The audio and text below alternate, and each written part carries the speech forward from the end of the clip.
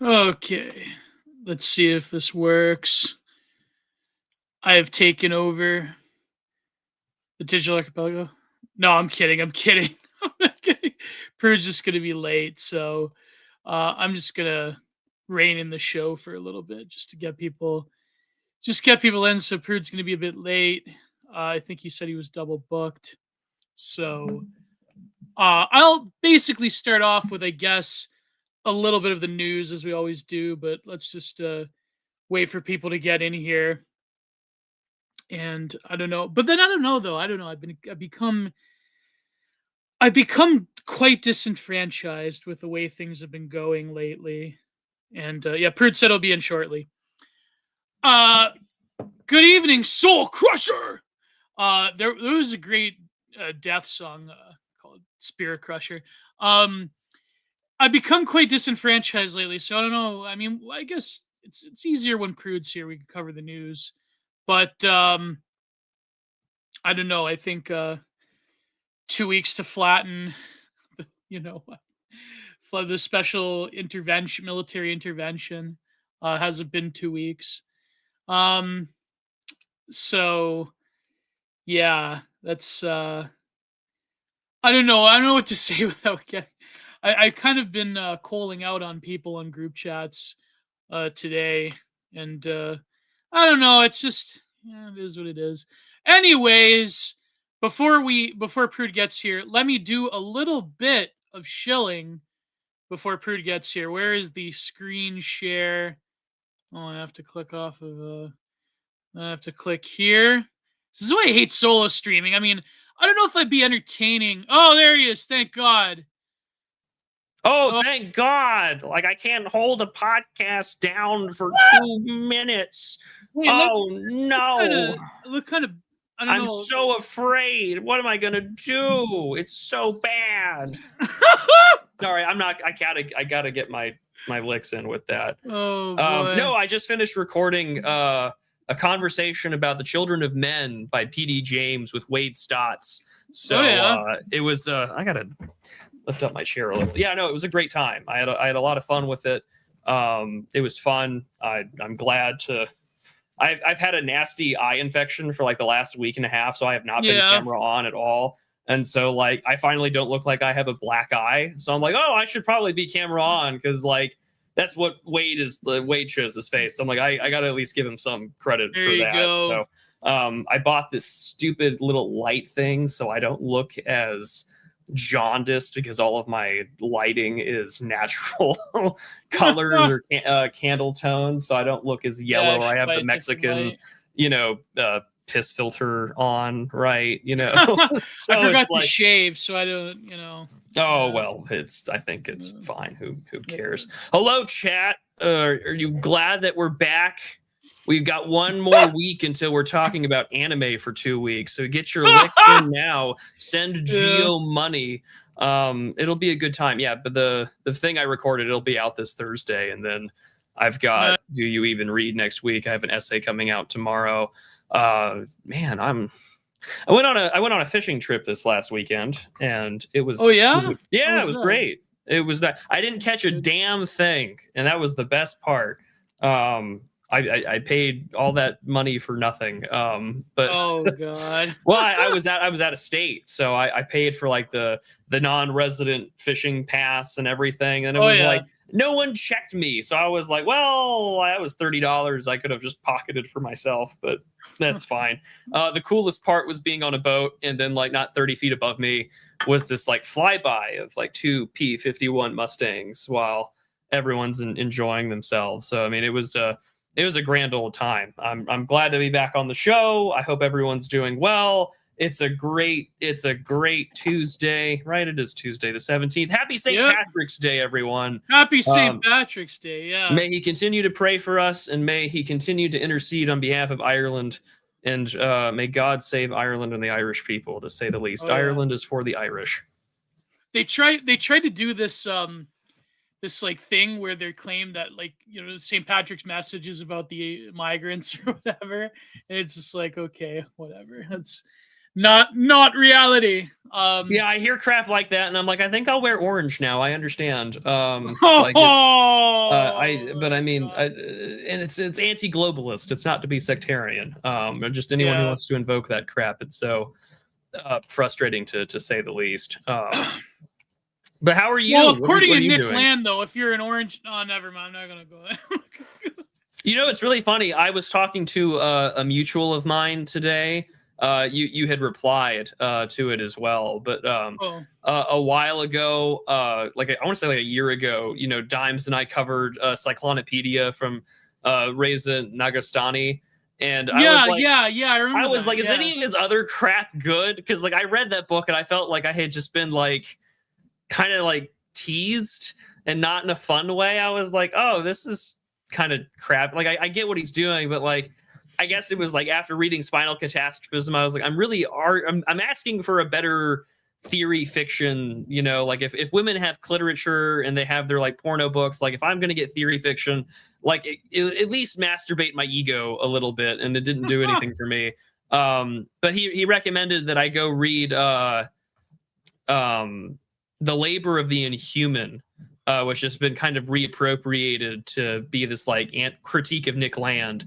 So his intelligence book is quite a slog, though. I wouldn't recommend it to anybody. Well, I might give it a shot when I have time. We still have we still have a book that you and I need to read to review for an episode, and then I've got to go over my notes because next Monday I'm covering another book for Do You Even Read? But I was just like, is there anything that this guy has published that doesn't make me feel like I just did really bad weed in my first year of college? And it's like, thankfully he was very kind to offer me something. So very glad. But here we are. What episode are we on? 153? 153. Oh my gosh. Yeah. That's nuts. And tomorrow the episode's coming out, I will be talking about a lot of things, the work of art, the Shape Store, niche online esotericism with Skelos of Cascadian Frontier, I believe is or what's it called? The podcast is called something different, but on Substack. But yes, Skylos is with, I think, the Cascade Frontier. I kept calling him Skelos. Skelos. Did he correct you? If not, it doesn't matter. Like you got that's like I have a YouTube. It's like how you pronounce Will Stansel's name, Stancil. It's just like, oh, that's how Geo does shit. It's fine. Yeah. No, it's because like I have the YouTube short that StreamYard auto-generated for me on Skeetus Christ. It's like I'll put that out soon. Because I want to put more. I have greatly enjoyed the fact that StreamYards does my like AI generated clips for me. They're not as good as I want, so I'm negotiating with like 2 or 3 people about having a clips guy. But nevertheless, I was like, oh, that's pretty entertaining. It did cover our, the Crucible of the Cubicle game show pitch I had from last week. I still want that to be a reality. I want Fish Tank, but it's 25 guys trying to get a job. We eliminate the first 15 during the job interview. Then we turn it like Survivor, and we put the like 10 in there to like navigate. As long as they don't take time off, get an HR report, or they don't take time, they don't get fired, then they're in the chance during the exit interview stage to get $5 million. And so this is my pitch. Netflix, I know you can hear me. Dubai, Saudis, if you're gonna have Mr. Beast over there, talk to me. We can make. I wonder if a Jihad drone has hit Mr. Beast land by now. That's a great question. Has he? We need a wellness check on Mr. Beast in Dubai. I don't know where he actually. I'm sure he lives in Los Angeles or like. Yeah, he does. I don't think he lives there. The man has more money than he knows what to do with, so he wastes it on.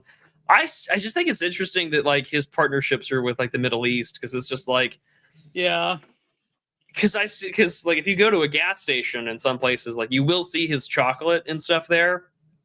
And I'm just like, who is this for? I heard it's not that good. I've never had a Mr. Beast chocolate before. I'm never going to, because that's not my candy of choice. My slop is close and near and dear to my heart. And I'm also an American, so I will go to the Hershey's chocolate company, and I will buy my Milk Duds, damn it, and I will eat my little tiny, pebbles of shit, and I will enjoy them. The pedal Because I'm an American, and that's what I do. I eat my slop like a good boy. But nevertheless, it is weird to see in the same way that like you see Prime on the shelves. And I've had Prime like a few times. It's like, is it okay? I remember it's Describe it to okay. me. It's like how do I describe it?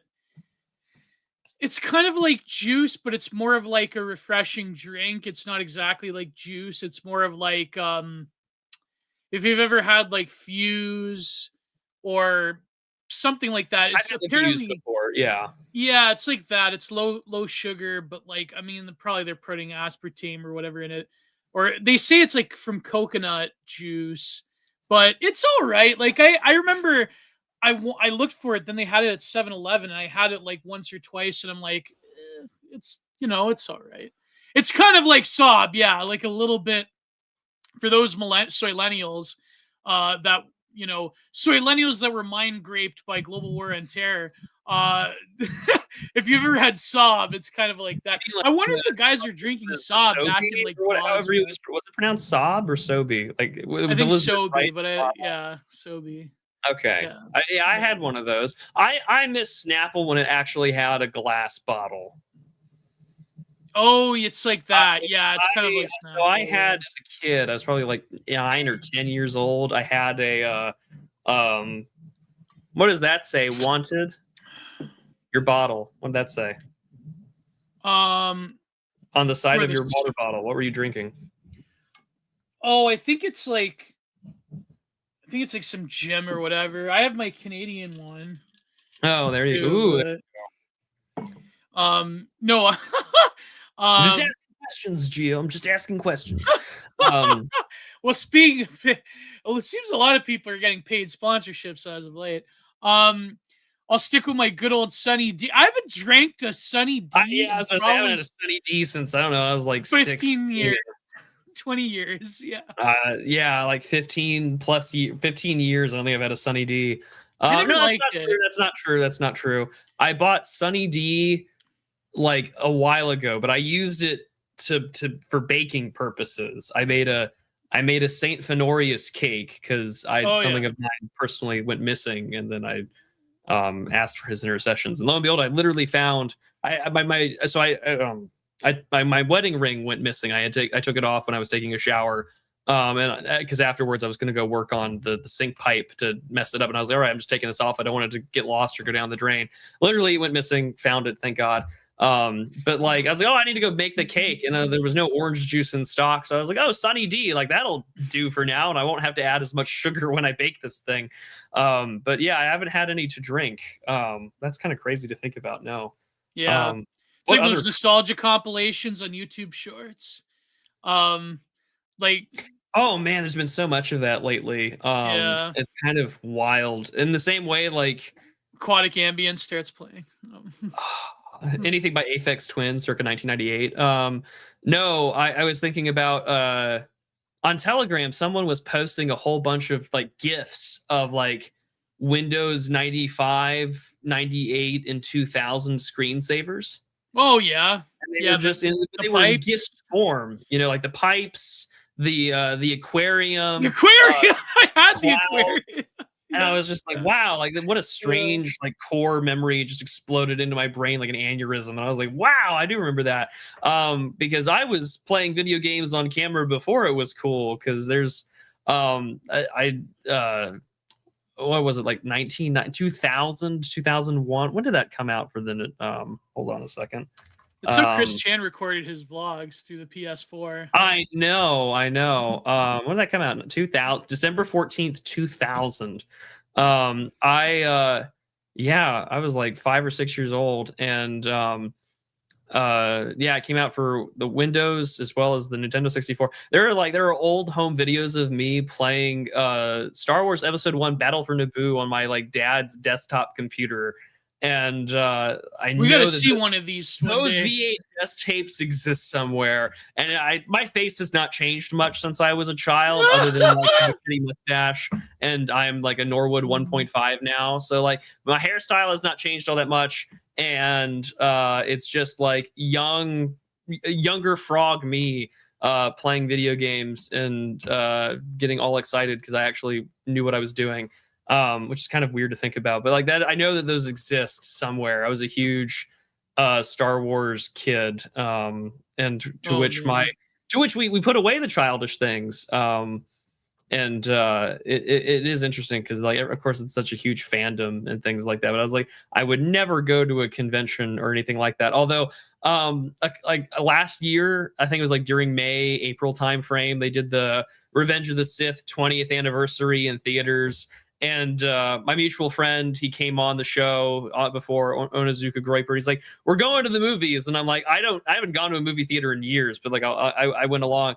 And so he and I are, well, I'm 30 now, and like, and he's in his like super early 20s. He's in law school, and we're sitting there, and then there's this like Zoomer teenagers or whatever, maybe Gen Alpha teenagers. I don't know how the generations are divided, but they're sitting like on the row in front of us, and we can see them, and they're on their phones.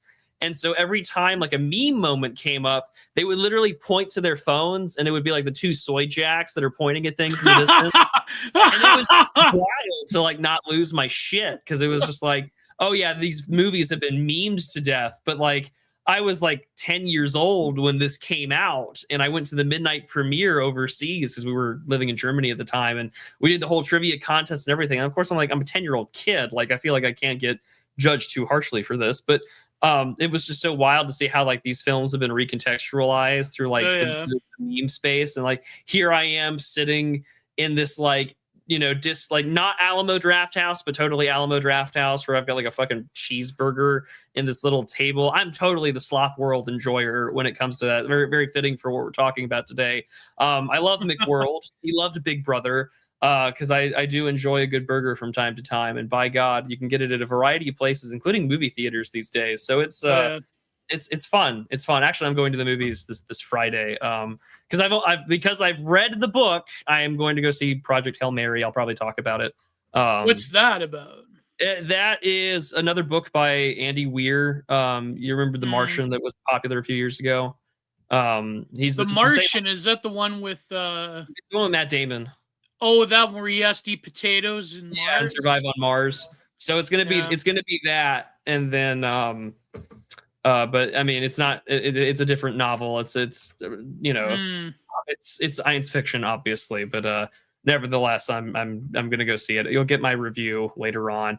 I have a lot of movies I need to review that I want to out of my own personal enjoyment. That's one of them. I do want to put out a review of that like Moses the Black film that Yelena Popovic put out. I think it's on streaming services now, because she said she was going to do it on the 13th of this month. So I'm going to have to review it, because like my choir director was like, man, this is so nice. And then like all of my like millennial and Zoomer friends are like, this is garbage. So I'm like, oh boy, something tells me it speaks to like the boomer sensibilities more than it does like the facts on the ground. So it'll be fun. What have you been up to? I've been ranting for too long. You have to stop. Well, I did that thing with Skylos. And I have a painting video out that came out yesterday. It's a little short one. It's more of like a technical one. And I'm almost done the Napoleon Dynamite review, but I have a bunch of other ones. I have to watch that. I mean, I already watched them, but it's just a matter of like, I wanted to get me and Burden to do Magnolia. And then I have to do Magnolia, Naked, Sexy Beast by Sean Glassier. I should have did that a month ago. Fun, like weird, dirty movies. Like they just know what to do with you. Yeah, I know, but like that one specifically is about some bank heist. But it's funny because it was trending a month or two ago, and I'm like, man, I should have just recorded it and just put it out there. But it's like I don't want to do like a sloppy job. And speaking of which, where is the screen share? There it is. Oh my God, it's like no. I should really just recreate the thumbnail video where it's just like slightly horrified at whatever. There you go. Oh, giantproductions.com. Go and buy. I have to upload more paintings, but I mean these are reasonable. I have higher ones, lower ones. These are all reasonable. You heard man. Buy the paintings.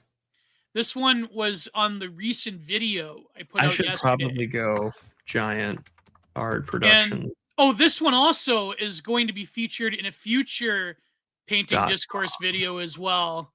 So there you go. That's a little study I did for this commission that I have to do. All right, let's go look at what paintings are there so I can go. And then of course I have to put more prints on. I have to put more prints.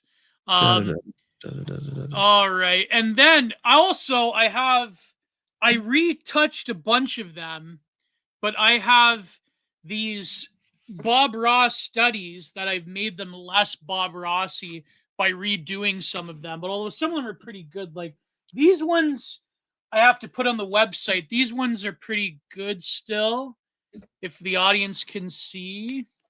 I like that one. I like the Spring Blossom one. That's a pretty good one. Oh my god. Oh, okay. I totally misread that.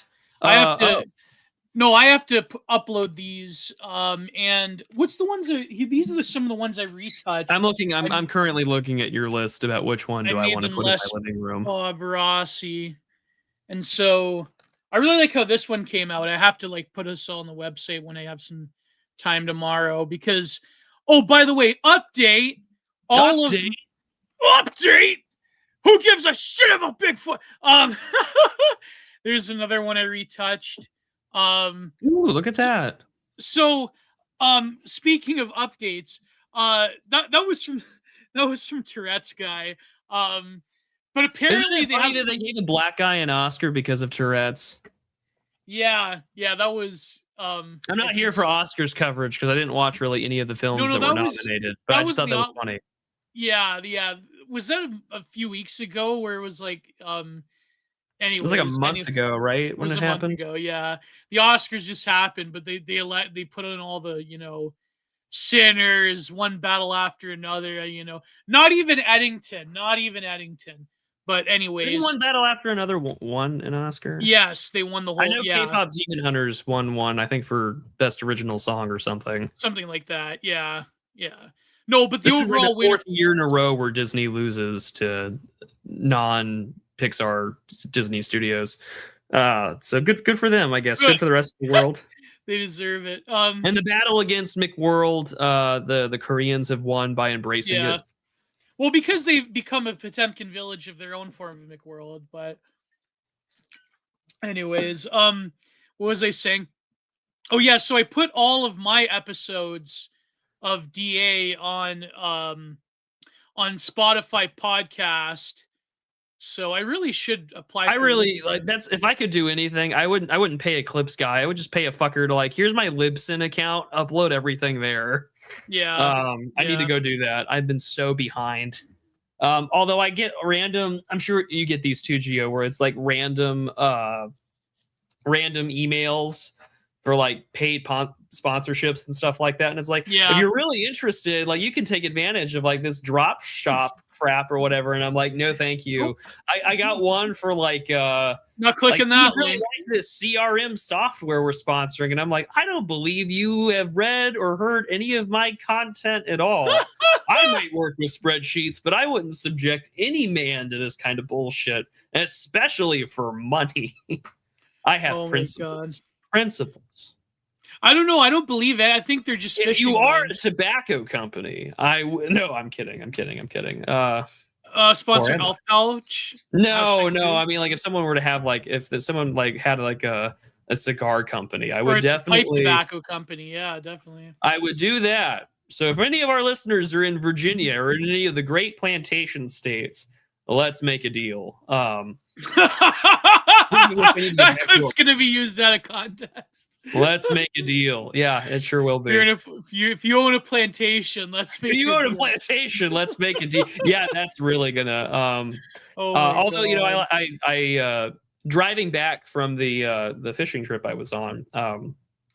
How'd the fishing trip go, Prude? How did that go? Sponsored by the Shape Store. If you're looking for a dodecahedron this weekend, come on down to the Shape Store. We've got shapes that are only reserved just for you. We keep it in the back, locked away next to the malt liquor and birth control. Don't you worry. Ask an associate for more details of the Shape Store for a dodecahedron that's right for you. We keep the trapezoids out front, so all those other low-life scumbags take that first. But for you, my friend, at a special rate using code FROG, for 20% off your dodecahedron at the Shape Store while supplies last.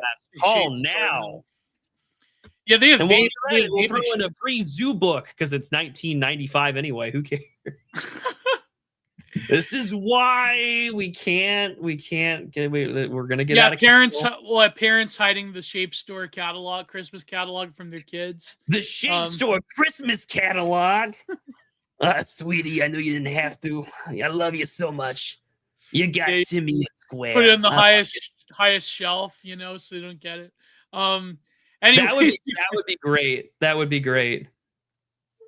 Oh man! Why don't you cut out the oval section? He's getting a little older, you know. We might find those curves attractive. He's getting to that age where he wants to fuck something. They have translucent shapes now, and you gotta they have the Y2K bubbly. It's like, oh, you gotta get the ovals off of the Shape Store catalog. Sexual. I'm getting a lot of concerns from all the fuck. I need a Christian advocacy group from the 1990s. I need to. I'm getting calls from the moral majority. I gotta put those ovals away. They're eliciting lustful thoughts. Lustful thoughts, people. All down in the Shape Store. Those curves on an oval. You got remember that fake ad for the the crucifix thing? Do you remember that? I don't actually, and I'm kind of glad that you're speaking your kid in code, so but I don't remember. Anyways, that was an internet new atheist joke where oh man, do you want to have a good time? If you're on Twitter, to my lovely followers, I'm sure this guy is I don't know what he is. But there is an account I like to follow called George W. Bush era leftism. That's great. I love those. Era left. Yeah. I don't know. Excuse me. I don't know if he's a right winger or a left winger or whatever. I love his Twitter account because it's just old memes and photoshops of the most obscene shit you can think of from circa 2004. Yeah. They're all in 144p quality, and it's just so good. It's so good. It's a great time to feel nostalgic in a way that actually matters, in a way that makes you appreciate what we used to have in this country, where you could depict someone as a monkey and not get in trouble for it. It was they were better times. They were better days. Yeah. I know some of you don't remember it, but they were better times. They were better times. Yeah, leftoids actually had to put effort in their memes back in the day. They were actually good posters. Yeah. You actually had good left-wing memes before they discovered the wall of text and that they could bypass the character count. And then it was all over. Yeah. This was before Tumblr, where you still had that great creative energy, being able to Photoshop George W. Bush with a chimpanzee face. Instead of holding the phone, he had the banana. We had monkey pootler memes before the war in Ukraine. Yeah. We had monkey Even before Bush. 2014, we had those. We had monkey Bush. It was a much better time. Now we have Monkey Trumpler. Now we have Monkey Trump. Actually, those are so entertaining. I'm not gonna lie. I really do enjoy. Yeah, Lou Templar puts a lot of effort into them. I've enjoyed day 14 of the 3-day special military operation to flatten Iran.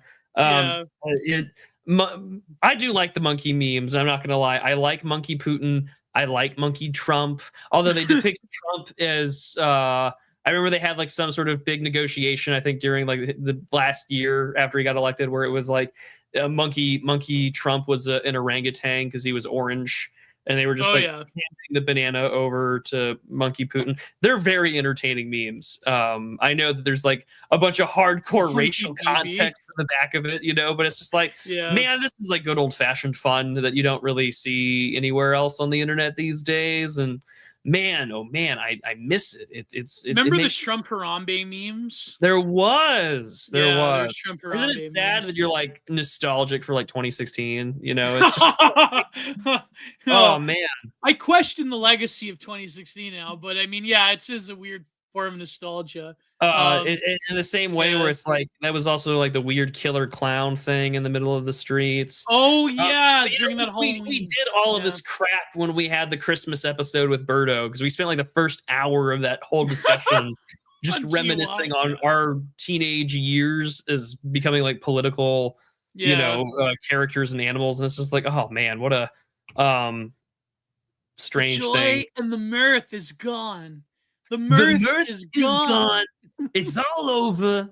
We're black-pilled chuds now. I tell you what. It's a mix of Walken and Trump. I got to work on it. But now we're black. I am. I had this like sometimes I do like Christopher Walken, but he's like, never mind. It's too dirty for this show. Were you gonna do the Pulp Fiction wash up his ass bit? Is that what you were gonna do? No. It was. I forgot about that bit. But anyways, do we want to get more into serious coverage of the news before the article, or why are you taking this mirth from me? Why are you depriving me of my right to whimsy? But see, if you were nicer to me, Prude, I wouldn't have. I am nice to you. I'm still here. I'm kidding. I stayed for the baby. It's going. It's almost 3 now. You're lucky I don't charge your ass for child support. No, like, I mean, you're still here. Have fun clipping this shit now that you can see my face. Things that will come back to bite me. Because every time I come on this show, it's like I've been drinking heavily, and then I don't think about what I said until someone references something I said on the air.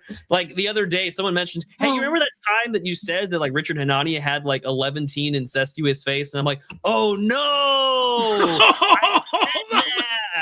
Because I can delete tweets, but I can delete podcast episodes. It's just like, I mean, we could if we had to, but it's kind of hard. Well, I would paywall those things. I can't really deprive the chuds of what they want. Yeah. You know, it's no, but see, if you were, that's how politics works. You just have to fan someone. You just move on to the next thing, and you make a new bit, and it's fine as long as you commit to the new bit. No one remembers the old one. Yeah, they don't remember the old bit of like leading extremist groups or translating Austrian painter Juris. They don't remember. They'll move on. Don't worry about it. Don't worry about it. Anyways, just move on to the next thing. Yeah. Raise a glass and enjoy yourself. It's sooner than you think.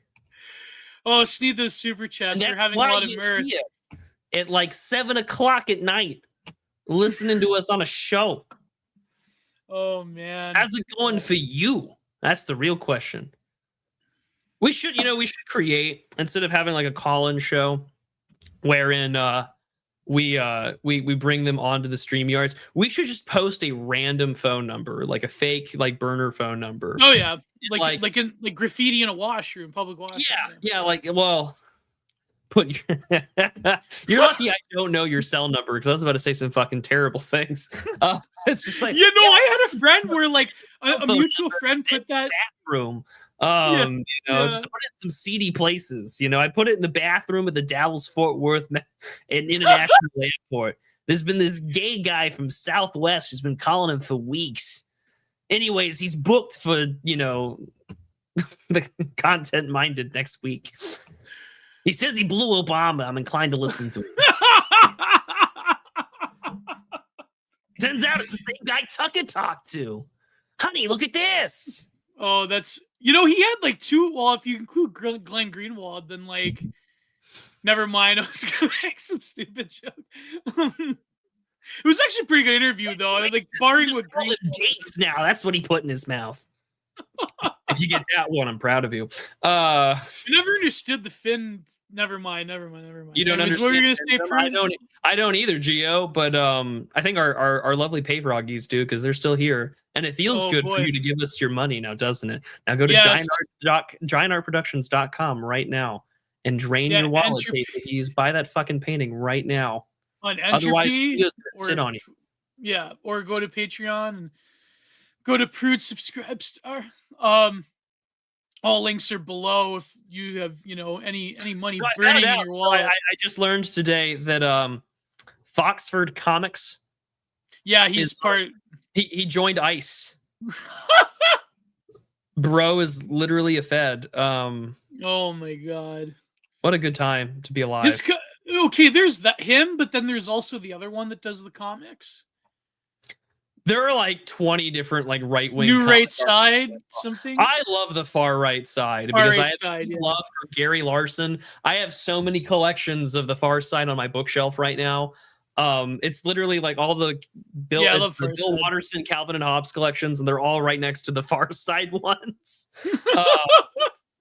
Yeah, it's weird. Anyways, like I just like that it's like really, I can't even say it's niche, but I do just enjoy, like, I guess what you would call like just general right-wing memery next to just the Gary Larson art style and that kind of humor. It's nice. It's lovely. Yeah. I'm a fan. And I love getting all of these advertisements now where it's just all like, ugh. Or it doesn't even say it's an ad anymore. It doesn't, and it's very frustrating. Sometimes they have long posts that are just ads now. Yeah, where it's like, I just got an advertisement for a film that's now on Tubi. So there you go, called Bittersweet. So there's something for Geo. There you go. Yeah. Anyways, what were you gonna say before? I don't know.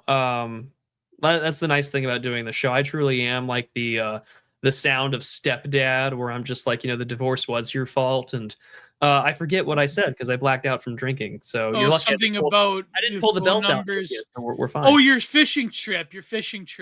Oh yeah. No, the drive home was just gorgeous. Like I fall in love every time I go on a road trip because like on my drive home, I didn't hit a major U.S. highway until the last hour of my trip to get home.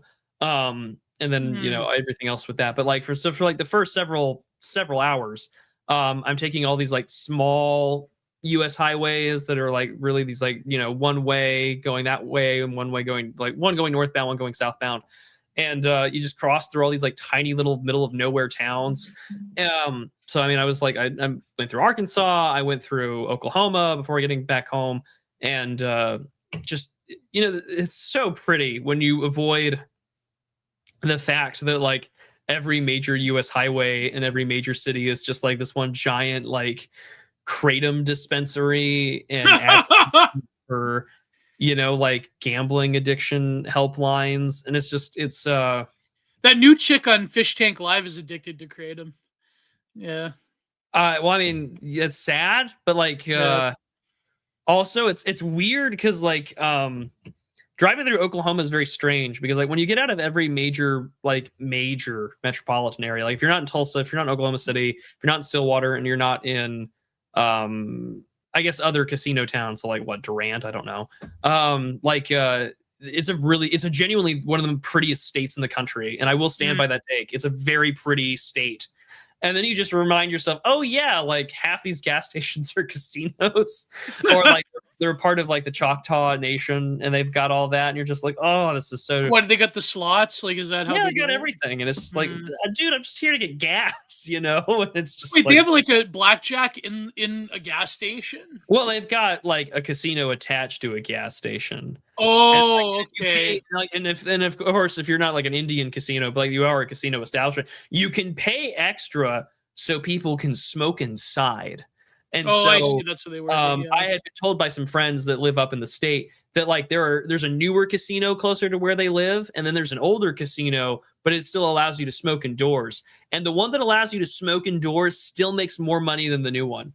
Of course. And I was like, I believe that. I really believe that, because nothing tells me more about your clientele like an aging Gen Xer or baby boomer dwindling, Jimmy's college fund or whatever. Yeah, you could just see like Banksy on the side smoking and doing the slots, Yeah, I mean, it'll be fun, it'll be a great time. That was wild. They finally confirmed Banksy's face reveal. And he's like this older Gen Xer, like this. Oh, he finally got doxxed? I didn't know this. Yeah. He looks like one of my mutuals said he looks like if you grew up in the UK, if you have like a Labour voting uncle that's like would post like something about like, immigrants good or whatever, they'd be like, it's that fucking simple. Like he literally looks like that. I thought he was like gonna be like kind of like that other guy that does the Obey stickers. I thought he was gonna be like a skinnier Gen Xer with silver hair, and he's like, still wears Vans, kind of like Beto O'Rourke. I thought he looked like Beto O'Rourke. I thought that's what Banksy looked like, but no. It's You know, not good. I believe it. Unmasked at last. Oh yeah, there you go. Apparently, Mr. D knew who he was. I believe that. I believe Yeah. that. Yeah. A secret no more. Yeah. Okay, that's good to know. Interesting. Yeah. He does look like your Gen X creepy uncle that really wants you to give a shit about the environment because he doesn't have anything else going for him. Man, also, that's sad. I love Bristol trip hop. Oh, I love sneaker pimps and oh my god, that's sad. That breaks my heart. But I could see why though, because Banksy at one point definitely was like I knew a guy who actually went to art school in the early 2000s, and he said like that whole like the street art thing was taking off. Banksy was like right there. Like it was cool before it became Walmart, like literally Walmart. So, anyways, we were gonna say fruit. Sorry. no, you're good. Now that I'm looking at him, I just don't I don't see O'Rourke. I kind of see one. Hold on. No, I thought he looked like that, but then No, he no. looks like yeah, he looks like a schlubby type of Well, he I reminds mean, I me. look schlubby. I'm not gonna knock on him. He but looks like the caretaker, except with shorter hair. That's what he kind of does. Yeah. He does. Yeah. Yeah, he does look like a caretaker. Wake up, babe! Someone created Google Translate for LinkedIn. Oh English. I just took a massive dump. LinkedIn speak. I just successfully completed a high volume output optimization session. It's about streamlining processes and making room for the next big challenge. Hashtag growth mindset. One of my favorite that's so good. tweets. That's so good. That's the kind of For You yeah. page slop I really want to see more of, actually. I want more of that, to be perfectly honest with you. Like, it's funny. I have an essay coming out tomorrow called Timeline Catastrophism. I sort of talk about like For You page conservatism, but like, I have the heart of like a Gen X red stater that just likes stupid memes like that, pet videos, and like remember the Obama memes with the big ears? Well, they started again a carryover from George W. Bush, because Bush had big ears. Where both Bush and Obama were portrayed as Dumbo from, of course, the Disney story. So that's always the thing that they caricatured was his ears. His ears. Yeah. Do you remember this, Prude? Do you remember what was it called? Goat 2? Do you remember that animated video, Goat 2, Antichrist? No. It was like Alex Jones was like promoting the hell out of it back in the day. It was this animation where Obama was like the Antichrist, but also Shiva. And yeah, I pet goat. Thank you, Fishman. I pet goat. Yeah. I pet goat and I pet goat too. That was great. Like, mwah, David D's Kino. Like it was a trip. It was like the mythology of the end times sort of deal. And it had like Obama dancing Shiva, and it was great. Like that stuff that was like so prominent. Oh yeah, because that was the book Bush read during 9/11. Yeah. Okay, I'm reminded now. Okay, we're good. We're back. I'm back. I'm a child again. This weird, hypnotherapy has returned me to 9/11, as all things do. Here we are, the source of my pain. Was it by Emily Eucas? No, it was not by Emily Eucas. Wasn't it like Louis Lefebvre or whatever his name is? Yes, I think so. Yeah. Classic. Man, that's a name I don't think about very often anymore. Yeah. I also enjoy the it's fun because I mean it's just so much about films I don't think about anymore in that regard, so it's entertaining. You guys are evil, man. You guys are bad. They can be bad. Hit the second kidney. Like, ooh. That's bad, man. You gotta stop. Like, no, that's pretty good. That's really good. Pretty good. That's funny. I'm. Oh my god. I am a fan. I can take a joke. It's no big deal. That's pretty funny. That's pretty good. I write these down. I think about shit like this that I'm gonna like These My favorite was inevitably, the Rizzler these one. inevitably turn into terrible, terrible jokes I tell my wife, so it's okay. Yeah. No, my favorite was the Rizzler one. Like, it was during was it Thanksgiving, where it's like, sir, they've delivered the deviled eggs. You know what's funny? My mother, she got a bunch of these photos from my aunt, and like one of them was, I was at a family reunion. We always used to go to this park in the summer. We had a summer one, and I swear to God, I look like the Rizzler. I'm not even joking. Like a little chubby kid. Like I'm not, like this must be. I really need you to shave your face, like your beard. I need you to start doing the like line thing I and the look little. terrible. I look terrible. You should. You really should. Just for like shits and grins, or it's just like. Oh my God. That's what. Okay, so that when we do DA live, if that ever fucking happens, I need to take you to Costco. Yeah.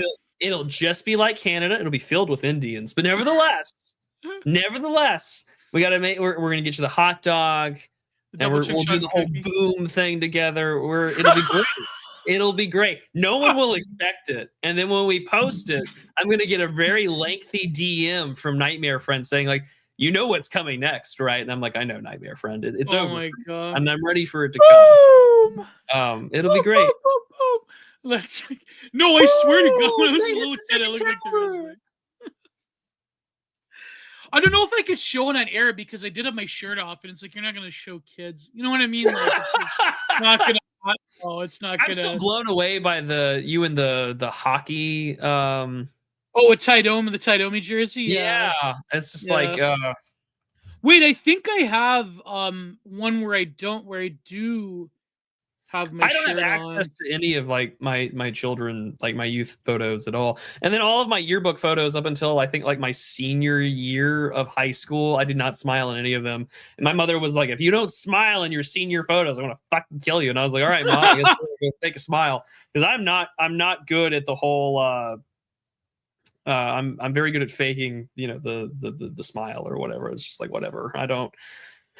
I'm not a photogenic person, so like the only times where I actually do smile or force a smile, of course, is like the wedding photographer. He was like, all right, like we're gonna do it with all these other people that you don't really know all that well, and I'm like, yep, we're gonna just smile and wave, boys, smile and wave. These photos aren't for you. Yeah. These photos aren't for you. And now you're just looking for photos on your phone. Anyways, chat. Yeah, that's one. That's one of them when I was a little kid. Aw. You have not changed. I have not changed. You have not changed. Yeah. You just grew a beard and magically grew, a little turban thing, I still have, yeah. You grew a fez and a beard, and that was about it. Chat, give us your personal life updates before we read this article and truly reminisce about 9/11 even more. Yeah. Because episode 153, it's, Jihad versus McWorld, where it's 9/11 all the time. Things that I'll definitely say that will get clipped out of context for sure. Oh my God. What's funny? I really like, I really, I've tried to be like moving away from, excuse me, like the political take selling, because it's like really like boiling my goat. You know what I mean? Like it's really. See, I always mix metaphors. Like I remember in my book, Matthew the Stout, he's like, you really mix your metaphors a lot, like boiling the goat instead of like getting my goat, or like I did something where it was like stones throw something, like, or stone away or whatever.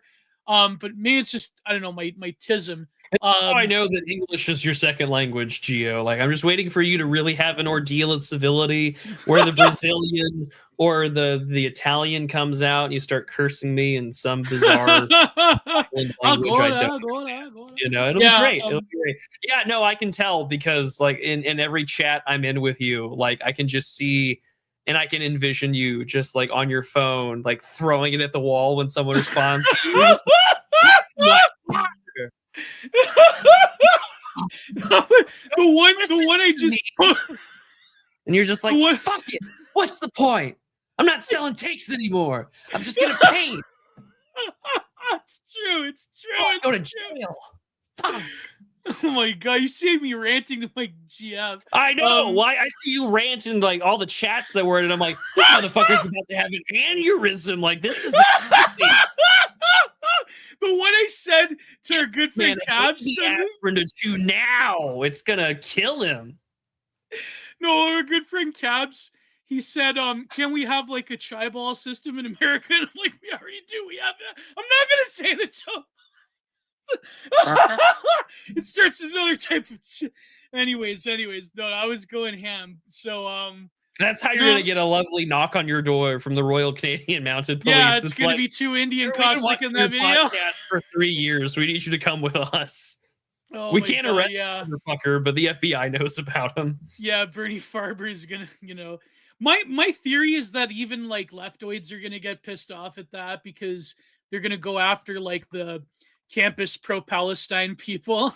So, which I mean, fell for it again award if that does happen. Like in terms of people that were like, what I mean by that, like I mean like people that are like for this bill C9 and online censorship. But of course, they didn't estimate that the people in charge of it will also go after these campus activists. So it's like it is. I like how you say this, and then it's just like we forget that anarcho-tyranny exists for like 5 seconds. No, true. Well, in this case, I mean, the sort of like rise of anti-you-know-what, like a lot of that is caused by like, other factions of the left, not just like right-wing chuds. And so they definitely will go after right-wing chuds, obviously. But like if well, that's like the primary target because they're the only ones that they can enforce the law against. But that's what I mean. Like even the CBC that had to like manufacture like this recent one that happened in Montreal, they like said it was like a white guy, but it wasn't. Like again, like they have to manufacture consent for a lot of this. Like, but I mean, I don't know. Like a lot of people were saying, like Canada is not like the UK. Resources are stretched pretty thin, and like the government's pretty incompetent. So, it's just like a totally different environment. So I don't know. Like whatever happens. Like I mean, I just think that as soon as you start going after religious exemptions, that's not just going to piss off Christian people of European descent. It's going to like a lot of Muslim groups, a lot of other groups of a lot of Sikh and Hindu groups have been telling this is why all law is selectively enforced against the native population. Oh, exactly. Yeah. That's just how it is, and it is kind of wild. Like I love scrolling on Twitter because you see like the most unhinged shit imaginable, even when like my For You page is the most unhinged shit imaginable. Like someone like quote tweeted discussing film, and it's like, look at the new Olaf animatronic at Disneyland Paris, and it's like, I really hope someone puts an AI in that and lets it go off the rails on certain countries in the Middle East. And it's just like, I don't even follow these people, and you just see the most unhinged things imaginable. Although it would be fun to put Grok in like an animatronic Five Nights at Freddy's style, but instead of like trying to eat you or tell you that like they were a small child and their soul is trapped in this animatronic, you just start spouting race statistics. Oh, is that that's the backstory to 5 Nights? Order overrepresents white people in crimes by 86%. It's like, Freddy, stop! No, like you're gonna scare the hose, Freddy. Stop! Oh, is it the 5 Nights at Freddy's backstory? References. I'm too unk for this shit, Geo. That's what we should start saying in all these cop procedurals instead of like Elliot Stabler saying he's getting too old for this organized crime. He's like, I'm too unk for this shit. I'm too chopped to be podcasting. No, is that the backstory to 5 Nights at Freddy's though? Like it's a soul of a child. Dude, I have no idea. I have no idea. Whatever I just said is absorbed by cultural osmosis alone. Oh my god. To which I'm going to get like an angry text message in about like 10 minutes from our friend who's going to be like, you old motherfucker, like you don't know anything. And it's going to be like, so true. I don't. And it's nice. Yeah. Oh, I like that I just become more unhinged when I know the episode is on this channel. I really let it out, and it's fun. It's entertaining. I wish you wouldn't, but I wish you wouldn't. Every time you say something, Matt, I just know that one of these days the strange man in a red suit's gonna knock on my door. And it's gonna be like, Mr. Canichetti, your time is up. You weren't being offensive, but your friend, on the other hand, well, you can thank him and call him from jail. Do you have his number? No? Well, you better go call a barrister. No, but I'm not gonna lie. That video that dropped today was kind of like that. Like, and it was against a woman too, and it was like these two cops in Toronto, and they even had like a guy who used to work for CSIS that said like, "This is outrageous. This is ridiculous. This is like, like a guy. I think he worked for CSIS, and he's pretty prominent. He's got like 100,000 followers because I think he worked for CSIS and he worked for an institute. And I think he was in the Canadian military and did a round in Bosnia. And so, like, it's not like just a take seller saying it. He's like, that's yeah. But I've seen this video go around, like, where these cops are harassing this woman for saying something, and she's got very prominent, thick, like, old school Canadian accent. Like, you could, like, if you're Canadian, if you're a Leaf, like, you can detect Leaf a mile away. I know my mother's best friend. She was a Peace Corps member. She went to Bosnia and Haiti, and but anyways, moving on. It's actually kind of relevant now that we're talking about. I know we want to talk about Iran, but we're covering the essay. And please sneed those super chats. Can we hit? We're almost at the goal, but and please, entropy, of course, is the better deal for me. And of course, genderproductions.com. And of course, go buy a painting. Go buy a painting, or on Patreon, or by buying a woman a strange painting from a racist man. Well, there you go. If you have a loved one, if you have like a loved one that is like birthday or whatever coming up, Leo's paintings be the last thing they see before the lights vanish from their eyes in the maid chamber.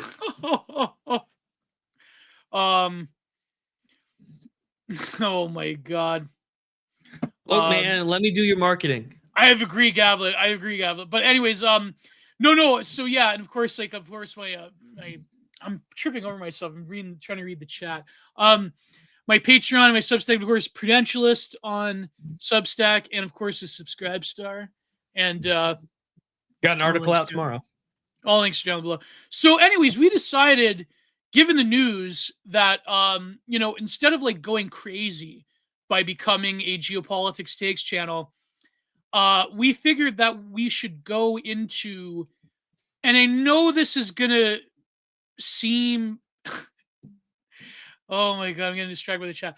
I know this is gonna seem like a poli-sci 101, but I feel like this is such a foundational work. I remember especially when I was in poli-sci, but I think Benjamin Barber, Jihad versus McWorld, whether we like it or not, I think the 2010s, it was sort of not as apparent as it was now, but it seemed to have puttered along in relevance.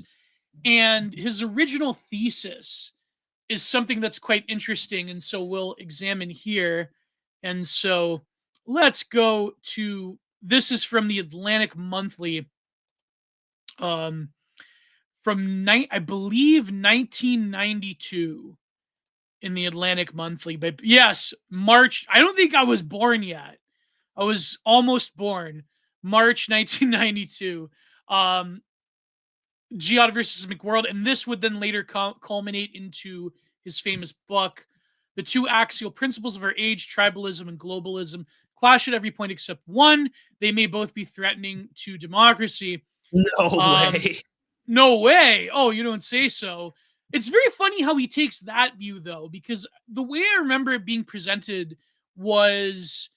this is the kinder version of...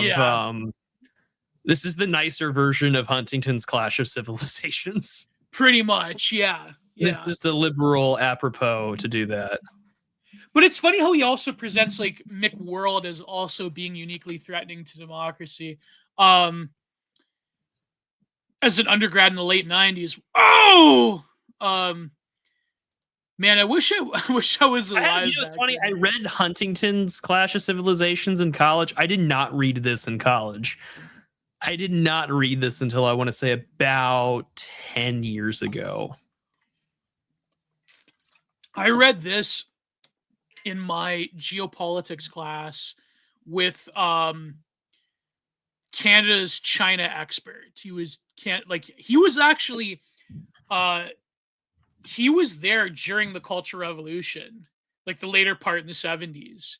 And he was like a grad student there, and he actually went to China, and then he became obsessed with China. And so that's the context of me reading this book in grad school. He became a paid question mark. Benjamin Barber later became a paid spokesman for Gaddafi. Is that true? There's no way. No, I can't. Maybe it could be true. There's a lot of people getting. He died in 2017. Oh shit. Yeah, he died in 2017. Yeah. I think that's why I read him, is because someone said he died, and then he did. He was an advisor to political leaders, including Bill Clinton, Howard Dean, and Muammar Gaddafi. Wow. Was that when was the Libyan thing? What year was that? 2013 or no? 2011. No, Libya was 2011. Oh, because I know like Tunisia was the first of the. It was Tunisia, then Libya. Yeah, the Arab Springs. Barber met and worked alongside civil society and government leaders in Turkey, the United Arab Emirates, China, and Muammar Gaddafi's Libya. Oh man, Gaddafi paid U.S. firms millions to polish his global image. CNN, April 6, 2011. Wow, that's wild. He was one of the earliest Project Veritas victims. Really? Yep. Oh my god! Before like in November 2016, shortly before his death, Barber expressed the opinion that Black Americans who vote for Republicans vote against their own interests in an undercover video produced by the controversial conservative activist group Project Veritas earlier that year. When confronted about his remarks by the news station WRAL, Barber responded to that the analogy to the Sonder Commandos was an overstatement and not the one I would make in public. I stand by the basic view that people of color voting for Trump are voting in total disregard of their own long-range interests and the total obliviousness that everything Trump has said about Latinos, about immigrants, African Americans, his own racist record. Sure, man. You know, whatever works. Whatever works. So for you. Would he be like? He died in 2017.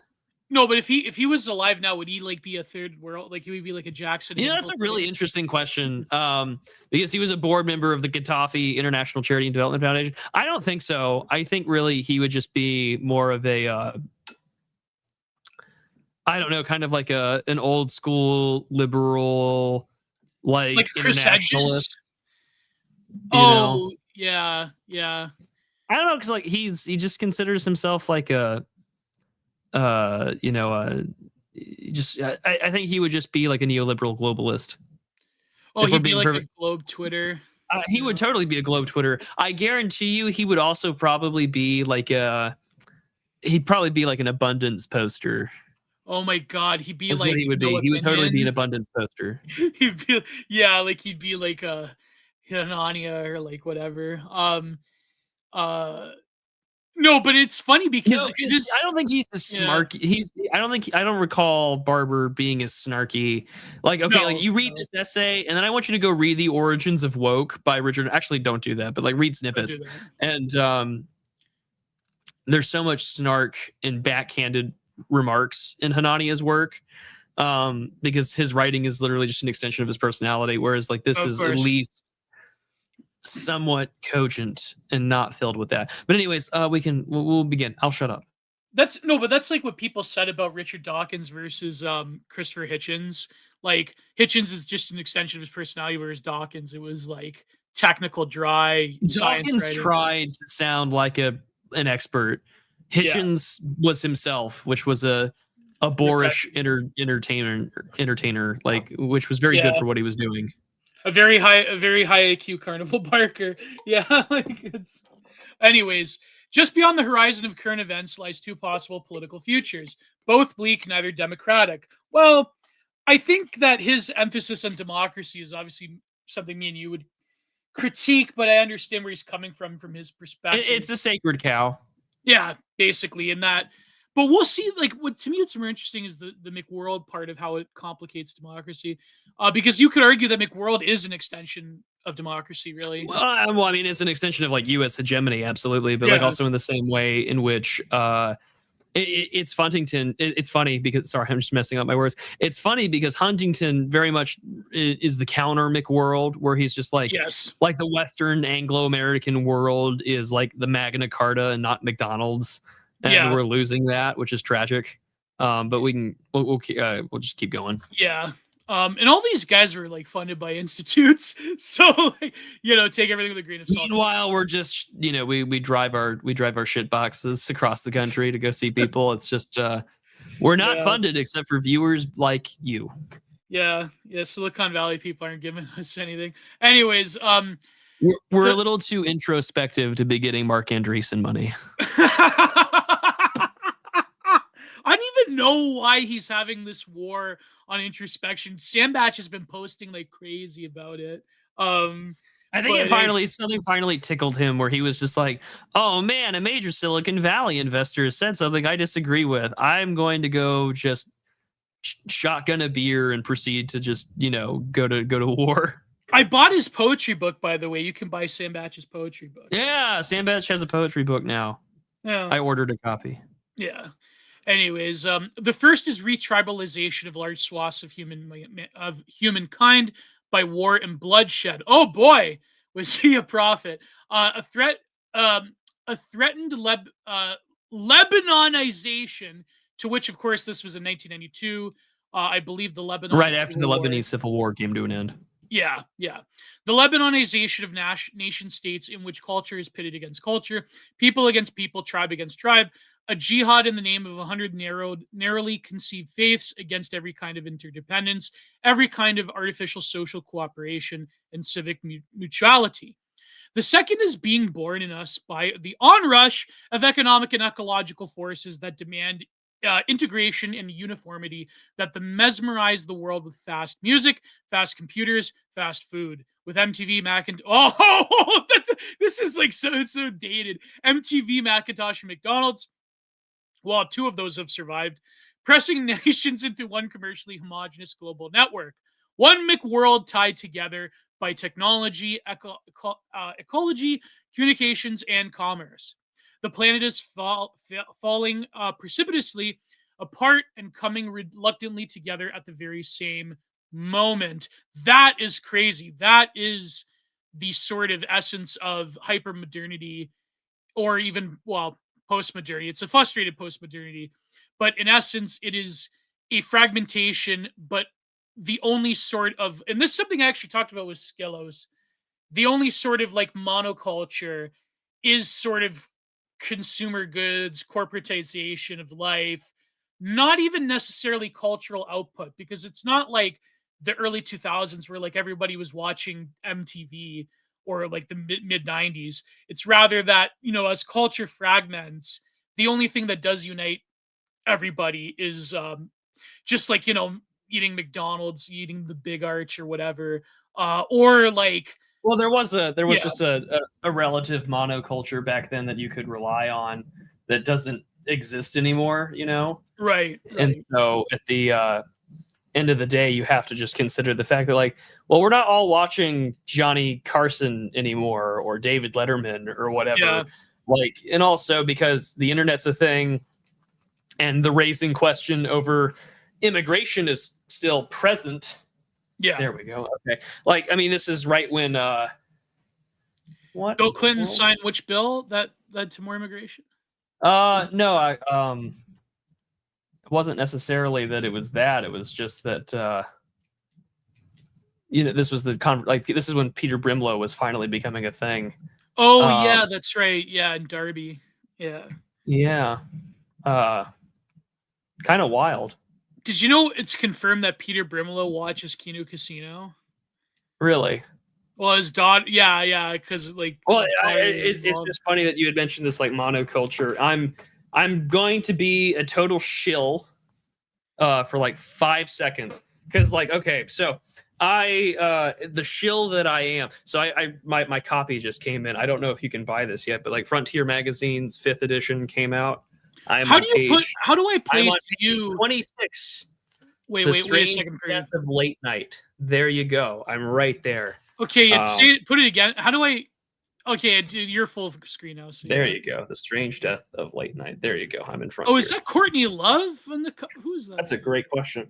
Maybe. Who's the one who did the famous dancing on David Letterman's dads? Oh, She's also the one who showed her tits to David Letterman. That's who it is. I think it was either Courtney Love or oh God, who was was it Courtney Love? I literally just typed in who showed their tits to David. No, it was Drew Barrymore. Oh, Drew Barrymore. Yeah, Drew Barrymore. Yeah. Yeah. Don't ask me why they put that one on there, but yeah. I have a friend. I have a friend who actually went. Oh, to by the way, I put our Barrymore. podcast in my bio. Yeah. Anyways, He's the host of the podcast, The Digital Archipelago, and Do You Even Read? I put it on there. I have to put Digital Arch in my bio. I have to. You should when you get published. Yeah. Anyways, so yeah, the retribalization. These two tendencies are sometimes visible in the same countries as the same instance. Thus, Yugoslavia, clamoring just recently to join the new Europe. Well, there was a lot of glow-in-the-dark activity there. Is exploding into fragments. You need the old man GigaChat Yugoslavia. Yugoslavia. That's great. This is written in '92, like even before the Bosnian War, really, it was just starting more or less. Where things just feel quaint. Yeah, like I think Srebrenica was around this time, if I recall, or was it '94? I forget. Clamoring just recently to join the new Europe is exploding into fragments. India is trying to live up to its reputation as the world's largest integral democracy, while powerful new fundamentalist parties like the Hindu nationalist Bharatiya Janata Party, which I believe is the Hindutva movement, along with nationalist assassins, are imperiling its hard-won unity.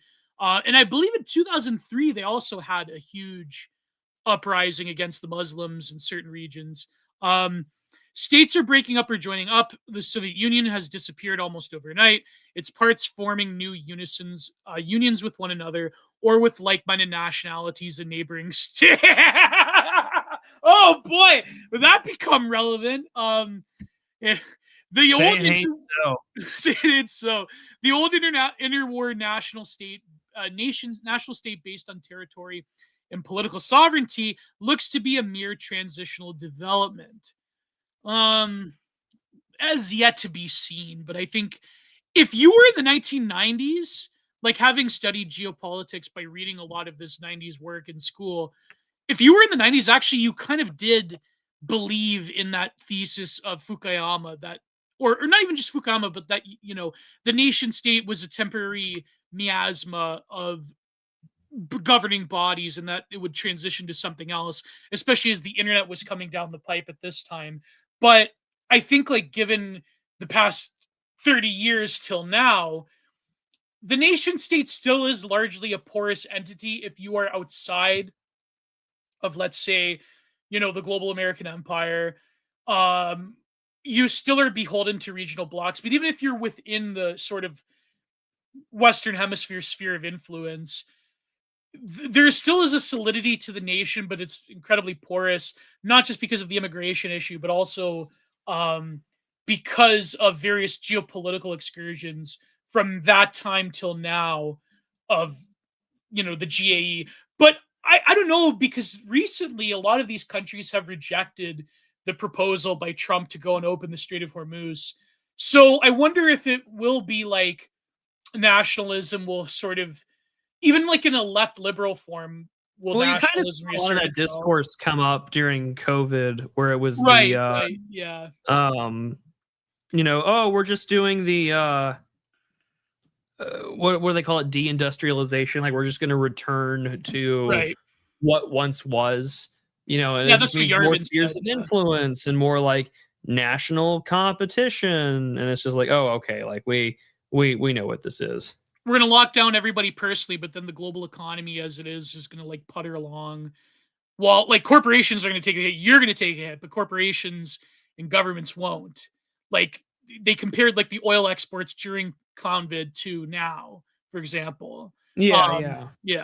So, but it is sort of like, but what do you make, Prude, of like the sort of overarching thesis that in the future, like even the Silicon Valley guys talk about this, in the future, the nation state will kind of become irrelevant. So either you have like the Mersheimerian great power politics, regionalism will come once again in multipolarity, or you will just have like a mono empire, or you will have like, how could you say, like petty bourgeois nationalism once again? Like, Well, I don't know. certainly a push. I think the national conservative reaction has been towards sort of a romantic, nationalism, wherein like you are trying your best to create some format where you want the nation as you know it to come back. And it's like, Right. well, yeah, that's exactly what one wants, because that's what makes the most sense. And Yeah. Yeah. but I mean, there's certainly a desire. There has been this like big desire for technocracy, globalization, and it's very present when we talk about these things, that they've never really gone away. But also Yeah. at the same time, it's just like, well, what am I supposed to do when so much of my conversations about politics do really rally behind like, oh, we'll just have like large international conglomerates and work with cooperation. But I mean, this is all from a very liberal Western framework. And like, let's be very Right. honest, none of these things functionally work when you separate them from the people that can do that have these ideas. And so it's just like, oh, well, what do you mean? Like, we're not gonna, like, some company that's on this quote unquote like human rights board doesn't actually care about human rights. And it's like, well, yeah, like these are like Western conceptual frameworks that don't fundamentally work in any other country. Like it's Right. a way to play the game. It's very, again, it's like the oak door has no meaning. Like, your beautiful cathedral has no meaning to them. They'll burn the oak door, and it's like they'll take the oak door so they can get like a grant from the taxpayer. Yeah. So I mean, on one hand, like we've clearly moved in an area where like we have this like form of homogenizing imperialism, because it's just like, in a large degree, McWorld has been able to make everyone a TikToker or an influencer, and it's never but it's also at the same time, like what we were just talking about like last week, with like the whole Dubai futurism thing. It's like, even The Economist has been writing about how like actually, exposure to this stuff is finally making countries more Islamic, whereas like 10 years ago, that was certainly not the case. Exactly. Like you were definitely having a more conservative or I should say, I guess from people who immigrated, they were far more likely to be open to these liberal things. But at the same time, it's like a revealed preference, because it's like, well, they don't actually believe in that, so like why bother? Instead it's just going to be like, well, what we say, we agree with these platitudes, but also now that we have enough power and we've had enough people immigrate, like, what are you talking about? Like, we're gonna get rid of this crap. And we've seen this in places like Michigan, where like white progressives are being told that like this gay pride stuff is nonsense, we're not going to do it, so why bother? And I don't know, like back then it's different, because still there is a pretty cohesive and cogent American identity. Yes, there's still the liberal platitudes that anyone who comes here, there's still that, but like America is still overwhelmingly white. There isn't this like bizarre Revanchist kind of policy of like irredentism from like Mexico, although that's being warned about by people like Wilmot Robertson and Peter Brimlow. And so it's just like, yeah, it's a very strange place to be, where, these are very high-minded liberal ideas that don't exist anymore, because, hey, like, what do you mean? Like, we're more concerned about whether or not we have sovereignty or we don't. And it's just like, it's a very simple kind of way of looking at the world that you took for granted. Whereas like now it's like, well, actually, like you have to placate all these different types of ethnic groups in order for things to play nice. And it's just like, okay, well, if you're so busy doing that and you're also ruining your own kind of national economy through visas and intellectual property theft, it's just like eventually you're just going to be eaten alive from the inside. Yeah, like but if you're like China or even America to a certain extent, although like that, what you were just saying is a factor. Even in China, that's a factor, although they have a much different, more brutal way of dealing with their ethnic minorities. Like if you are a nation state that is a great regional power, like in the Middle East, the events of the past few weeks has complicated that, but you could still like cling on to that perception. Whereas, like, say if you're, you know, a smaller power next to a larger one, or you're We don't part of really a have a regional choice. bloc, you don't have a choice, really. Yeah, yeah. Like, you kind of like in the sense of like even between quote unquote Western nations, that has become like thinned down or blurry. Like all the stuff about like Greenland or the UK or But I mean, there's Canada. still a return Yeah. to that, right? Because like Well, there's you still look, like precedents to like be like, okay, we're like a sovereign bloc together, but like no matter like what Trump says from week to week, there still is like the apparatus, the technocratic element of the machine itself that is like, okay, you can't just like interfere. Like even though interference happens between nations and like there's foreign influence all the time, like let's be real, there still is like that. The optics of it is that like, okay, we're like in the same block. I can't like necessarily go over and take you over so far.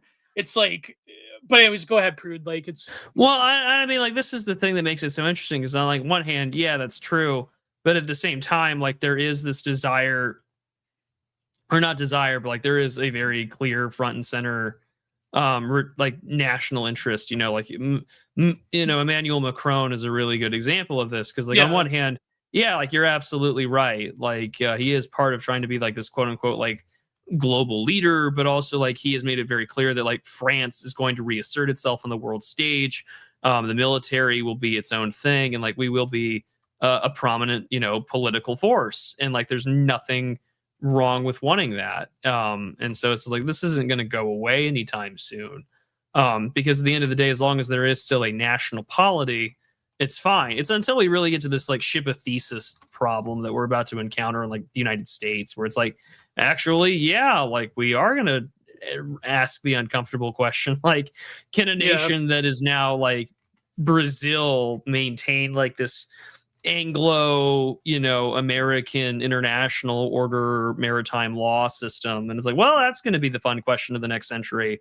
Yeah. Or is it going to take on increasingly more Latin American characteristics? And I think that, Bad you Bunny know, Cadelloism. yeah, you know, like Yeah. all the terrible, evil shit that we like to, you know, say in regards to American politics. It's just like, yeah, like that's, you know, we'll have our own Kunli Drupka talk about, you know, like I'm a fin to defend this bish. Do you see that? you know, bad bunny futurism or whatever, Or you know, like like yeah, like Pete Hegseth, he shared that video. He's like, "I'm gonna defend this bish." Like he's talking about America. It's like, yeah, I just I yeah, hate that stuff. If I'm gonna be completely honest with you, I really don't like it. yeah, yeah. No, but this is a great point by High Ford Mods. In 1982, UK was more or less being cornered into a semi-bohemian lifestyle. Some say to counterpart both extremes of left and right. Well, that was basically Blairitism, where you had this interim period, and that's why I'm going to talk about this when I review the film Naked. Unless you want to review it on the show, Prude, that'd be I great for have me. never seen Naked, so I have no Naked idea is what it's. incredible. It's this like philosophic, like nihilist redditor going around like he's like a rootless boat, like he's a junkie type of like, and he's like just talking about the end of the world and humanity, and it's all like in post Thatcherite Britain where everything's dark and gritty. And there, but the point being is that the film Naked by Mike Lai, it was great to depict. Like, of course, like it's an anti Thatcherite polemic, right? Because it's like the post Thatcherite era where she loses legitimacy in the early 90s. Yeah, And and you have this scenario where it's sort of like Britain in the 70s, like what Adam Curtis or like Mark Fisher talks about, where you know you had the sense it could go either way. But in the early 90s in the UK, like what this super what High Ford Mods was saying, you had like extreme feats of nihilism on both the left and the right. Like you had the BNP versus like open like communist groups, and you had like the sense of like the Thatcherite economy had been like for naught, and like neoliberalism had like decimated the industrial base. Then you had like you know to like the Dark Lord Blair just like swooping in to like become like you know what we know today is like this globe Twitter, like abundance theory, rainbow neoliberalism type of stuff. That was also like neoconservative as well. Had like rainbow neoliberalism with neoconservative characteristics is like the Tony Blair like resolving of contradictions in the UK. From what I like as an outside observer, from what I've like read, that's like essentially what happened in that period in the early 90s. And it's very funny, like Benjamin Barber, going back to the essay, it's like if you were like in 1992, like when I was born and like Prude had yet to be born, it's like the world was pretty much going through seismic fragmentations. Like, you had the thing that happened in Eastern Europe. You had a lot of musings that were happening in Chechnya later on, and with the Russian Federation. You had, like, I believe, stuff that was kicking off the Middle East. You had the, Gulf War I. Well, stuff had always been kicking off, but yeah, like we're also at the end of the first Gulf War. Yes, we're right about to have an election. Do we continue? The Congolese War as well, the Congo War. Yeah, and then like also in America, like, all right, well, Bill Clinton is up. We just had Reagan's third term. Do we want to continue in that direction? And of course, like there are a lot of troubles at home. Like you have the savings and loan crisis. You have, of course, like the economic situation, and of course, him not wanting to raise taxes. And then at the same time, like the Soviet Union collapses. Like you're in a very strange new world. And, like, okay, well, we're here. We're about to approach the next millennia. And but everyone was watching MTV. That was the difference, though. Well, yeah, everyone was watching. Yeah. Well, also, like, your neighbor wasn't speaking Urdu. Well, some of them were, I guess. Well, like, some were, sure. But like in general, it's just, well, what am I supposed to say other than like, right. I lived in a pretty relatively homogenous society. Like, yeah, things obviously still have their problems. We eventually will have later in the 90s, of course. Well, you had the Rodney King riots just take place. Yeah, too. the LA riots. Yeah. So it's just like, okay, like there are clearly problems, but at the same time, like there's in Canada, you had like the revival of Quebec separatism as well at this time. Yeah, but it's like, okay, but like there are options here. Right. Whereas like instead we're kind of like the last living people of Britain in the Children of Men, where it's just like, all right, there's like ways to keep you comfortable while you die, Yeah. But instead of no one having kids, it's just everyone's getting replaced. Yeah. Oh man, they say the book was much more nuanced and had like a better. The book. Oh well, so this Thursday, my review of the book with Mr. Wade Stotts will be out. So I mean, this is why I was late. Wade and I were reviewing the book before the movie. I'm going to be honest, and I hate saying this. The movie is a subversive abortion of P.D. James's book. Because the book is far more nuanced. The prose is excellent. And you have to understand that like Phyllis is a thriller mystery writer. She'd been writing since like the 60s as a professional novelist. And so when she writes this book in 1992, it's predicated explicitly on the question of what do you do when you have no future? And again, I think it's very fitting that she writes this in 1992 when the world is contemplating what the future having will no be. Future, like, well, what is the future now that the Cold War is technically over? We're returning to this age of, I guess, nationalism. And then at the same time, it's just like, okay, well, if we're going back to that, like, what are my possibilities? What are the options for the world? And it's a particularly interesting question to ask because, this is pre-Blair, this is pre-Boris wave, and it's very intriguing because for P.D. James, it's a lament of what Britain used to be. I think it's, it's a lot. Whereas like Danny Boyle and Alex Garland with the 28 franchise, it's like a lament over like, imagine if there wasn't Blair. Yeah, exactly. Whereas for P.D. James, she's very much like, what do we do when like what does Britain look like when it's all over? Like, what do we leave behind? And why would we bother changing anything if there is no future for us? So not only is it sort of like a commentary on like where Britain is going on the world stage, but it's also like a commentary just on British culture writ large at the time and the secularization of Britain. Because like everyone loves, like especially like on Christian Twitter, like everyone loves their Tolkien, everyone loves their C.S. Lewis and That Hideous Strength. Don't get me wrong, those are great books. But like I think The Children of Men should really be up there on the list of like books that people who are religiously minded to read culturally. It's just it's better than people give it credit for. Whereas the movie is fucking terrible. Yeah. Because it's just like, well, we're a refugee rights group, and it's like no one really cares about the refugees in the book, because in the book they're all like 25-year-olds who are just doing the labor to keep the country alive and the lights Yeah. on. And the government's like, well, we're just going to leave enough energy and electricity for you to like watch porn if you want, but also to stay warm during the winter. Also, Other you than should that, learn you're on animal your own. husbandry if you die, or if you're like the Yeah. last one alive. It's Yeah, other than nothing. that, you're on Yeah. your own. Yeah. I really hate the movie. Oh man. No, but but what's funny is that the children, yeah, that's a very interesting perspective, but um what was I going to say? Um I forgot my train of thought about Children of Men.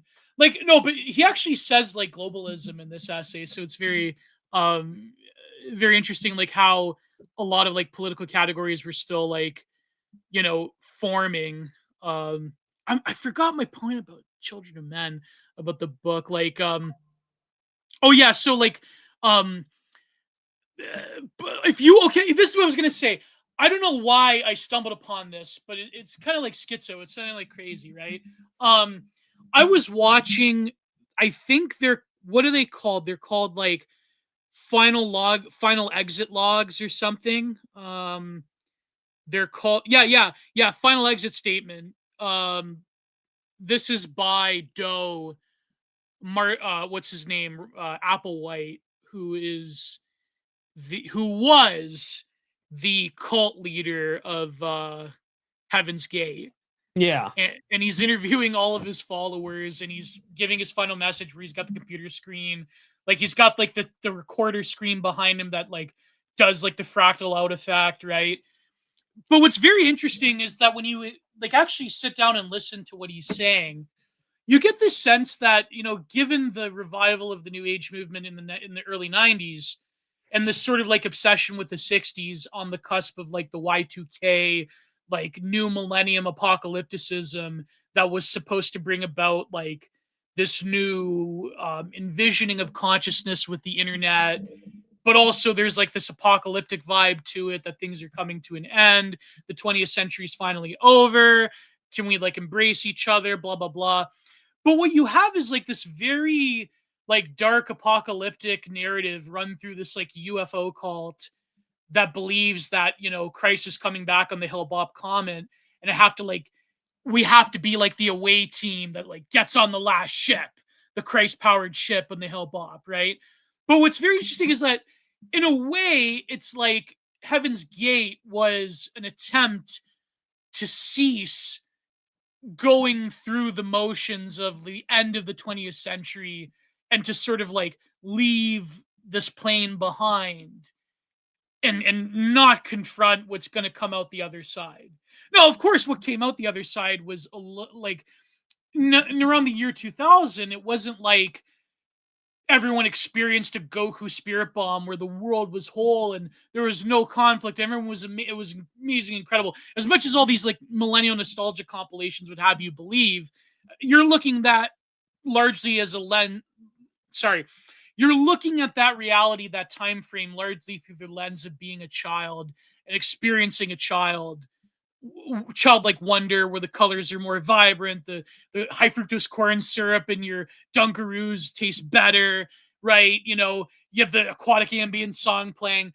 But in reality, like by the time you get to the Twin Towers, it was all over. Like that, there was an incredible sense of frustration with the sort of lack of progress that I think even Huntington wrote about as well. Like there was this incredible sense of like, no, actually, the machinations of the 20th century were still here. But you had like Heaven's Gate, and a lot of them were like Silicon Valley people too. A lot of them were computer programmers that like honestly believed that they could get on the away ship before this calamity of the 21st century happened. And in a way, a lot of these like, it almost mimics the destructiveness of a lot of these like fragmentary new nationalist, new tribalized movements that were like warring and G-word eyeing each other in either like the Congo or Eastern Europe or in Asia. And it's like everyone went crazy at that period. It's not that like the 90s was so much of this like beautiful peaceful bodhisattvic-like existence. It's like, no, actually, people were going crazy. And by the time you get to the 21st century, people went even more crazy. And now we're at this point again in the 2020s where we're facing a new decade and people are just going batshit insane, and on a collective level. Like, there was even this tweet today and by some online magazine about like the weirdification of reality that Reverend Posting was talking about, our mutual reverend. Like, people are becoming weird and strange and having eclectic conspiratorial beliefs, and like aesthetically everything's fragmentary. It's almost like we're getting to that like schizoid culture way beyond the prediction of what that would of when that would occur. It wasn't Y2K, it wasn't the late 80s, it wasn't the early the early 90s, it wasn't the early 2000s. It's now. And it's like now we're facing It was narrative collapse. It was narrative collapse, yeah. It took a few decades longer to fully realize, when like people like Deleuze and Guattari were talking about in the 1980s. Like, there was this conference, I have the book actually, called Schizoculture. It's like it took a few it took more decades just to wait and see, before that happened. Yeah. And then you have like all those guys would eventually die. Like, Deleuze died in 1995. Then, Baudrillard dies in 2007. Now Jürgen Habermas has, passed away, R.I.P. Even though I'm not a big Habermasian or anything, but like, so, it took a little bit longer. And now it's sort of like, we're in this moment of indeterminacy, I think, the way it was during the beginning of the 2020s. And so, I wanted to write an essay actually called "The 2020s: A Decade of the Apocalypse." Maybe I might write it soon. I'm of the opinion that like the political philosophy of the 21st century is yet to be written, but it will heavily crib from Baudrillard. Yeah, probably. Yeah, of course. Anyways, man, we're only on the first page. Many such cases. We're not going to get through this. I know we won't. No, I know. Yeah. The tendency of what I hear called the force of Jihad and the force of McWorld operates with equal strength in opposite directions. The one driven by parochial hatreds, the other by universalizing markets, the one recreating ancient subnational and ethnic borders from within, kind of like ISIS. The true caliphate is like a decentralized node rather than like a decentralized network of nodes rather than the nation state of like Syria or Iraq or whatever, right? Yeah. Yeah. The other making national borders porous from without. They have one thing in common. Neither offers much hope to citizens looking for practical ways to govern themselves democratically. If the global future is to pit Jihad's centrifugal whirlwind against McWorld's centripetal black hole, that's actually a good way of framing it. The outcome is unlikely to be democratic, so I would argue. This is how you have, in this time, you have like, whether it be like far-right extremists, like that certain guy that converted to radical Islam in the UK, or you have like Adam Gadon. You have people that are like choosing that other side because they feel this like this intense like ennui from like the Western world. But then you also have people that are like slop acceleration, like, no, McWorld is actually good. If we're making money, if you can like sell it, buy it, screw it. It's like, who cares, right? Yeah. But then you also have like, I guess you were mentioning like the abundance theory people, to which I would include, Hanania, what's his name, Lindsay, no opinion. I think Barber would be of this kind of camp, where they're saying their appeal is like, well, liberalism, as it was like this sort of hegemonic Anglo-centric liberalism, it kind of worked before, it worked for a long time, and all you people are sort of this like weird aberration away from the true end of history, and we just have to like wrestle the end of history back away from like extremisms of all sorts. Even though like what we're offering is like spiritually degrading and humiliating to the human soul on a deep level, it's like we don't believe in any of that. It's just about material goods. Even when material goods are slipping away, it doesn't really matter, because you're like going off the beaten path that was from like, Kant to Rawls to whoever. Not to say Kant's to blame for everything. I'm not saying that, but like, like from like Kant, Rousseau, Rawls to like, the sort of like misappropriations of Enlightenment thinking. Their appeal is like, okay, everything else is crazy. There's nothing but like secular rationalist utilitarian liberalism, end of history type of stuff. And it's like, all you people just need to get in line. You're all just unruly children. Even though, like, if you look at the personal lives of all these people, well, that's getting too far into the weeds. It's like, that's their offer. They're like, there's McWorld, which is like, even though we're kind of like, that system caused McWorld's eating away. It's like the mask that eats away the face of like global, mostly American driven liberalism, because it's like, it leads to all sorts of fabulations, and it leads to like a sort of spiritual poverty. But then it's like, we're kind of cool with that, whereas like the alternatives are much worse. And so we just need to do like McWorld better. We need to like rein in craziness and like go back to being stuffy, like end of history liberals. What that looks like now. I mean, like in theory, like yes, that can technically work, but I mean also the things that you would that would require such a system to function to rein in its excesses cannot exist, because you would just be called a racist. Yeah, or like all these people are like, if you don't support war with Iran, you're like, you're a woke right fascist, or you're like a, and that's like horseshoes with leftist third worldism or something. You know what I mean? It's like, yeah. And so you have like a very limited bandwidth of political opinion. But it's funny because like McWorld sort of did destroy that project in a way. I think that's what Barber is getting at when we'll read on. Well, also it's very interesting because like towards we get to like Bill Clinton's administration, and it's just like any sort of reaction to these things is immediately taken out of consideration, because it's just like, well, the other thing that we have to really consider here is going to be like the growth of like homegrown extremism. So of course, like Janet Reno destroys like the militia movements. You later get Waco, and it's just like, well, really, we're finally like moving to a place now culturally where at the end of the day, like the biggest things that are affecting us are going to be like, well, how can we actually keep this project from like how do we make this project actually work? And like that's when you get like those really uncomfortable conversations of like, well, what do you mean like this doesn't work? And it's just like, well, you have like fundamentally made it impossible for us to have any sort of conversation about like nation or place. And like you want us to like now be in a society where like we don't actually get to have a discussion about like who we are or like what we do.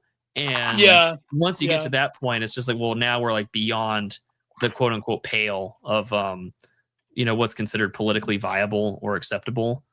And again, like McWorld can totally happen. Like you're in line for it, it's nationhood as service functionally, and it's just like, oh well, if that's the case, like why bother? It's sort of like a lot of like parapolitics people, they talk about like how the radical energy on the left was subverted by the time you get to like the 80s or the late 70s, and like you had like a lot of like even in the early 90s you had like people like, for example, they claim like Terence McKenna was like a glow in the dark operative like through Eastland Institute, and like Silicon Valley was like heavily all up in this like new age stuff. And like well, I mean, again, it's important to note, right? Like we do get the whole Californian ideology from two well-known communist writers, right? But then also like that despite their prognosis, I think having some like important political aptitude, it's just like there is a very like distinct left-wing criticism of what is McWorld, because at the end of the day, like McWorld is this like I don't want it like hybridization of like libertarian fusionist ideology, but also at the same time like complete anti-market interventionism that is meant for let me get what I want, but unless like the big bad like Japanese or Chinese stop by, like then absolutely we have to like destroy you, and I'm going to rely on the government to help me out on this one. It's like McDonald's rainbow libertarianism. That's what McWorld is. Well, I mean, like this is why like the cyberpunk stuff is so like particularly damning as an idea, because it's just like, well, yeah, like this stuff is gonna really come by and play a role for what the world looks like, because what else is it going to be other than like Repo Man, like the very means of existence will be like bought on credit, like your artificial, which I mean that happened. Yeah. Like, so here we are, McWorld kind of won, at least domestically. And it's like, so what are the consequences? And it's like, well, I live in a cyberpunk dystopia where the taxpayer pays for like your gender cosmetic surgery. Yeah. No, but the thing is about the follow-up, what I was going to say is that then the political right was like just overtly smashed by either infiltration, like Tony Blair did that to like a lot of far right groups in the UK. Of course, like George Bush and the neoconservatives, by placing so much emphasis on foreign policy, a lot of like domestic right-wing energy was essentially destroyed. I mean, it was destroyed before that with Bill Clinton, but like let alone like a lot of these like more like smaller nationalist movements. Like, let's face it, Quebec separatism, even though it was like an overtly left-wing nationalist movement, was essentially like, who said, was it René Lévesque that said money in the ethnic vote? Like, what he meant like was that Anglo-Canada was like placing more English speakers into Quebec and like, you know, before the referendum. Although now it means something different now, but like it's sort of like a lot of like you could acknowledge certain things, but it only came from one specific direction. Yeah, exactly. Like you were never going to see a discussion on race unless it's like, well, until recently, like the sort of like the John Potteret's kind of understanding of things, which is like this highly neurotic, you know, view of self. But like, even then, God, right? The stuff he's been saying about Joe Kent. Well, Norman, I should say, Norman. I mean, John now it's insane. It literally, I mean, again, John Potteret's quit Twitter during the first Trump admin and only came back after October 7th. Oh my God. It's like, no, the Joe Kent tweet was insane. Like that Substack article. Yeah, it's been wild to say the him and Dershowitz. It's been like you can debate over like whether it's been almost 3 years of the ordeal of civility. No, but like there's a legitimate debate over like whether Joe Kent should have stayed or he should have left. But like, sure, absolutely. All like just like throwing like that Substack was like just a few pages of throwing names at him and calling him an Austrian painter. Like that's basically. Oh yeah, well I mean, what else is new? What else is new? Yeah. I really hate to sound like such a reductionist bigot, but it's just like, am I supposed to be surprised here? Yeah. No. I'm not. Does that make me a bad person? No. No, exactly. By the way, if I delete any comments, I have nothing against our good, loyal, amazing fans. It's just that you're using certain words I think YouTube doesn't like, so probably gonna, you know. I have nothing against. Clean it up, Jenny. No, I have nothing against their fans. I really gotta. Doesn't like. I really gotta program my soundboard. Yeah, I have to. Oh yeah, you do have the soundboard. It comes with a voice disguise. I wonder what that does. Yeah. Oh, can you have like the vocoder, like you know that album Focus by Cynic? You have like the Yeah. Say Veil of Maya really quickly. Veil of Maya. I'm not doing that. I don't know what. Veil of Maya. Now you have a voice disguise. Oh, look at that. Hello, everyone. I'm Zero HP Lovecraft, and I endorse this stream.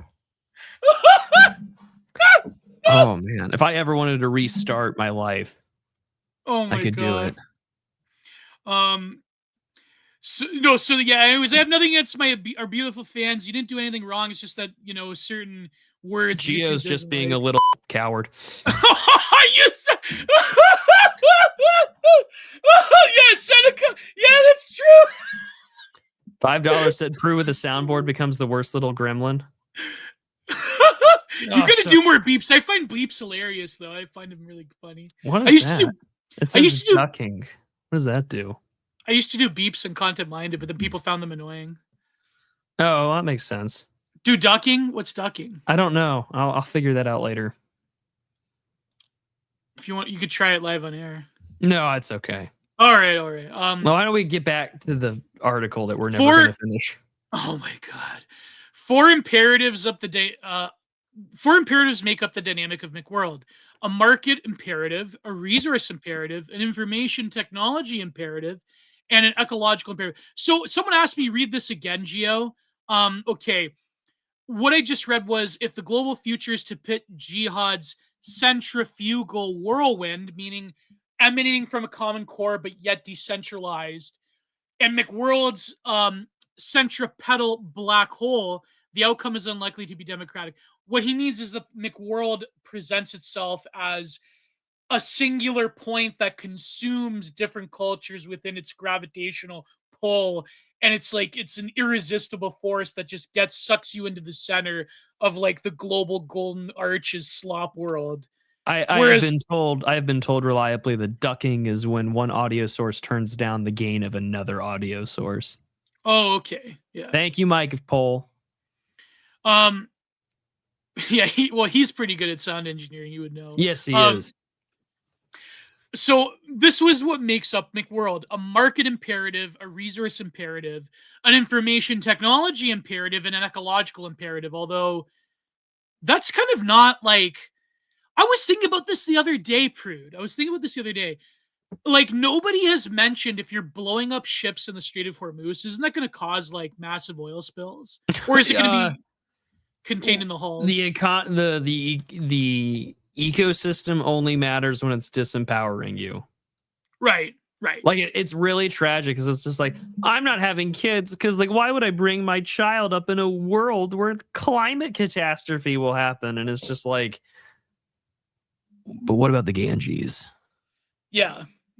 I've got questions about child labor in China. Or in Africa. Tell me more about McWorld. Yeah. No, because nobody's talking blue jeans made by a Chinese sweatshop owner with the little suicide nets that are too small for the kids to fall through. Oh my God. That's right. I'm a conservative.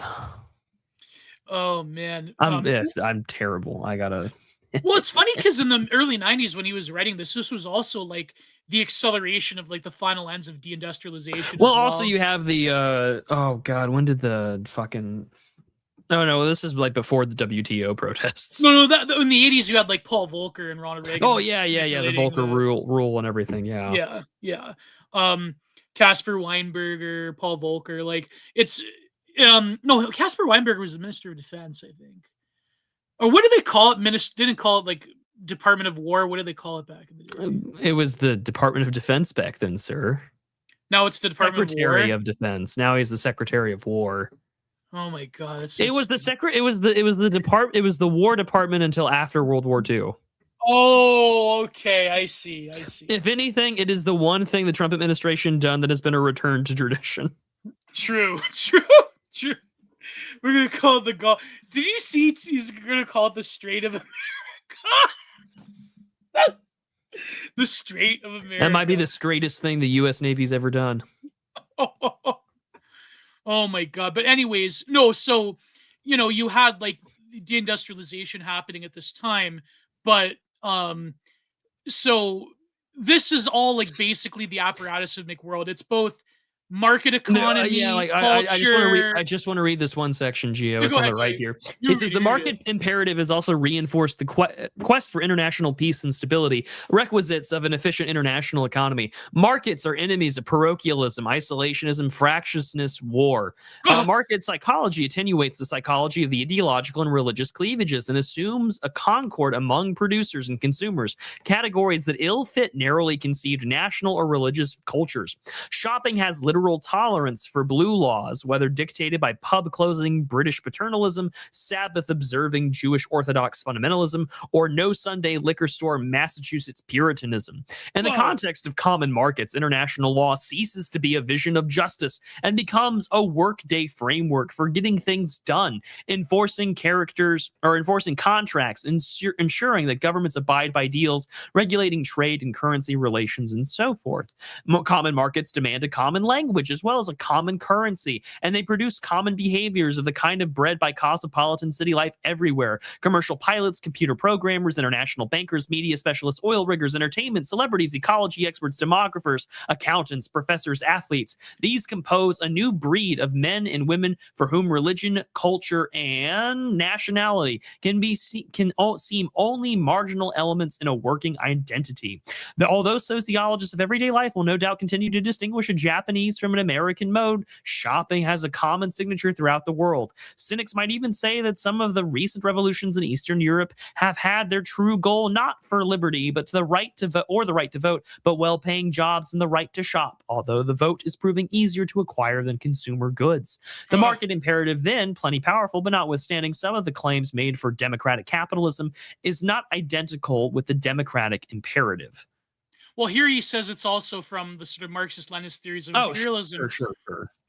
Assuming the quest for ever-expanding markets so would in time compel nation-based capitalist economies to push against national boundaries in search of an international economic imperium. Well, that's sort of like all that is solid melts into air. Like, he really does nail it. I don't really see, though, how he can wrestle capital, like he can wrestle democracy, quote unquote, Western democracy, away from this paradigm, because Western democracy expanded under this McWorld paradigm of economic expansionism. I don't see how he can divorce the two. Like, people were saying, like, can you truly divorce liberalism from capital and vice versa, or democracy, quote unquote, from capital? That's like the debate that some people are having now. Well, I mean, this is also some of the claims that Sam Francis and others were heavily building off of. It's just like, listen, like the sort of reactionary tendencies that so many people see inside of like Lenin or mainly Marxist analysis of like what capital does to a culture are fundamentally true. It's just that like the proletariat impulse that Marx is calling for fundamentally divorces itself from the very things that, you know, the peasantry or the proletariat would identify with, which is like the nation, the people, their God. And like so often as we've seen, you know, vis-a-vis McWorld and by extension, you know, the commodification of religion writ large, it's just like, well, I don't know what else to tell you, because for a lot of people, the identity crisis that has emerged in the Western world has primarily happened explicitly because we have, you know, turned religiosity into a commodity that is, you know, to be traded or to be worn as a fashion statement. You know, like how many people wear the cross because they believe it is the life-giving weapon of, you know, invincible power, versus like, oh, it's a fashion statement. Yeah. And also, like, or you could like gamify it, like Moonbra, but what's his name, Johnson? Oh, Brian Johnson, Moonbra. Yeah, like, or the Collins couple. Like, yeah, it's like, well, I love the Collins couple because they're like, we're creating a new religion, but our kids have a backup one, and here's why it's Judaism. That was like Timothy Leary had a book that said how to create your own religion. So like, no CIA involvement there.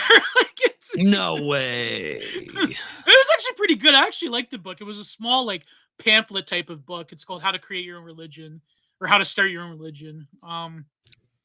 You know, speaking of religion and sort of like deterritorialization, you know who I wish we could interview for this kind of conversation? I really would love to. Books to read. Oh yeah, well him, yeah. I actually I'm going to email him today because this channel has an email. I'm just going to do it. But secondly, can we go together with DA or no? Yeah, I don't care. Yeah, we can make that a D. If he comes on, I want to make it like, I mean, it'll be a short DA episode. Like, I only want to talk to him for like an hour because I don't want to waste his time. But like, right. No, fuck it. We'll go 3 hours with him. I mean, if he's willing, sure. But like, no, yeah. I was thinking Byung-Chul Han. Oh my god, yeah, but that's like an impossible get though. Like that would be insane. I have questions. We're both face fags. I think we could do it. We could do it, yeah. Hugh Janus? Is that like a meme, huge ass? Who is Hugh Janus, Big Ben? Hugh Janus. Oh, I don't have to say anything. I really could just let Gio. Sorry, we'll talk about religion with. Oh, I feel bad. He had a stroke recently. Oh yeah. I saw the JF tweet about that, and I was like, wow, this is the most backhanded expression of support I've ever seen in my life. I hope you are all right, Mr. Warwick. Eugene, Janus Bros, we want. Oh my god. See those super chats. So, you know what you guys can do? Send me super chats back in the day when Ghost had Radio Graffiti, True Capitalist Radio. He would read troll like account names where it would be like Sergeant Poop Tickler, I am Commune Hist, I have Big Janus. Like if you wanted to send me super chats that was just like troll names, I'd be fine with that. Mike Ox. Yeah, one of them was Ghost Mike. Yeah, what happened to Representative Mike Oxlon? I have questions. Where did he go? Distinguished moderate. Did he win? Did he win the primary? Did he get reelected? I think it was a runoff vote. Oh man. Anyways. That's gonna be tough. Ice Wall. Imagine writing that name in on the Ice Wall. No, I'm not saying that. I am on genocide. Oh no! No, that's a good. I've never heard that one. Oh man! I am going to be a menace. You're absolutely right, Seneca. I'm going to be evil. Oh boy! But I mean, like common markets demanding a common language is true. I mean, like English is functionally like the lingua franca of the world. Right. And like, it doesn't matter where you live, someone speaks English. Mainly due to like the internet now. Yeah. The information technology imperative, that's also another one. But let me read this really quick because I do want to get to the cultural one. Enlightenment science and technologies derived from are inherently universalizing the until a quest for descriptive principles of general application, a search for universal solutions to particular problems, an unwavering embrace of objectivity imperative. I would say that the culture, and I don't even think Benjamin Barber could have saw it coming in 1992, but this really does inform the cultural imperative nowadays more than anything. Globalization, practical hours, business, banking, commerce all depend on information flows that facilitate new communication. New technology, software, we can have syndication. Oh, the Cosby Show in South Africa. I was doing more of that Paul Klein reading of how he controlled networks in South Africa. I wish there was a Mr. Bones, American take on that. Like, yeah, all right, South Africa, you get the Bill Cosby Show. All right, we get Mr. Bones. Mr. Bones. Yeah. But it's funny because like that really did, like even in Eastern Europe, like Paul Klein opened up a lot of TV stations on the behest of the CIA in Eastern Europe after the wall fell. And maybe we should go through like that literature on Paul Klein one day. So let's see. So he is actually tying explicitly to the cultural imperative. The kind of software supremacy may be in the long term. I mean, the cultural one kind of won. Yeah. Hollywood film studios buying Japanese television sets, so on and so forth. Yeah. Like Netflix America happened. Netflix, yeah, exactly. Like, forget Turbo America. It's Netflix America. Yeah. Oh, is that supposed to be like an Arab Emirati with a Western? It literally says West Bank. Oh my God. Anyways, so then I think he skips right through to the ecological. So let's see what he says about this. The impact of the ecological imperative. The impact of globalization on ecology is a cliche even to the world leaders who ignore it. We know well enough that the German forests can be destroyed by Swiss and Italian driving gas guzzling fueled by leaded gas. We also know that the planet can be asphyxiated by greenhouse gases because Brazilian farmers want to be part of the 20th century and are burning down tropical forests to clear a little land. Oh, they also do it for charcoal as well, if I recall. And because Indonesians make a living out of converting their lush jungle into toothpicks for fastidious Japanese diners, upsetting the delicate oxygen balance and in effect punctuating our global lungs, this ecological consciousness has merely meant not only greater awareness, but also greater inequality. So this is like your typical like leftist 101, which is not exactly entirely wrong though, like about globalization pushing income inequality, the sort of like free market libertarian fundamentalism of like, well, their boats are gonna rise eventually. It's like that's yet to be seen. Yeah, this is very Philip Cafaro Yeah. neoliberalism, except Yeah. Philip Cafaro was like, actually, immigration is a problem because it's an ecological disaster. Yeah, yeah. Well, even like I remember it being in like not even in grad school, but I remember like reading in high school, like massive rapid urbanization in like the developing world. Like for example, they used the example in this one textbook in Mexico City in the 80s, where if you have like a bunch of people like running towards the cities and the sticks, and they're like, it was basically the Precariat book. If you remember the Precariats book, basically you have a bunch of people running to these cities because they have access to like these new baubles of like industrialization and globalization from the West. And so you have like new opportunities. And so they basically sidestepped a lot of the progress that was made in the Western world when it came to urbanization and like defarm, like, away from like farming hinterlands. Although that was a very violent process too. People don't realize this about the Industrial Revolution. Rapid urbanization like also happened in Victorian England, happened in the Americas. But in the developing world, it's even more stark and terrifying because now you have a bunch of these populations living in favelas and shanty towns, and crime goes up, and you have like all of this ecological catastrophism that also happens around these major cities. And the example of this textbook I remember when I was in high school using was the rapid urbanization of Mexico City in the 80s, and how like that had like a very visible ecological impact around the provinces and so on and so forth. And so like people are still thinking about this in like the early 90s. The world cannot afford your modernization, or says wrong and dry. Each of the four imperatives just cited is transnational, trans-ideological, and transcultural.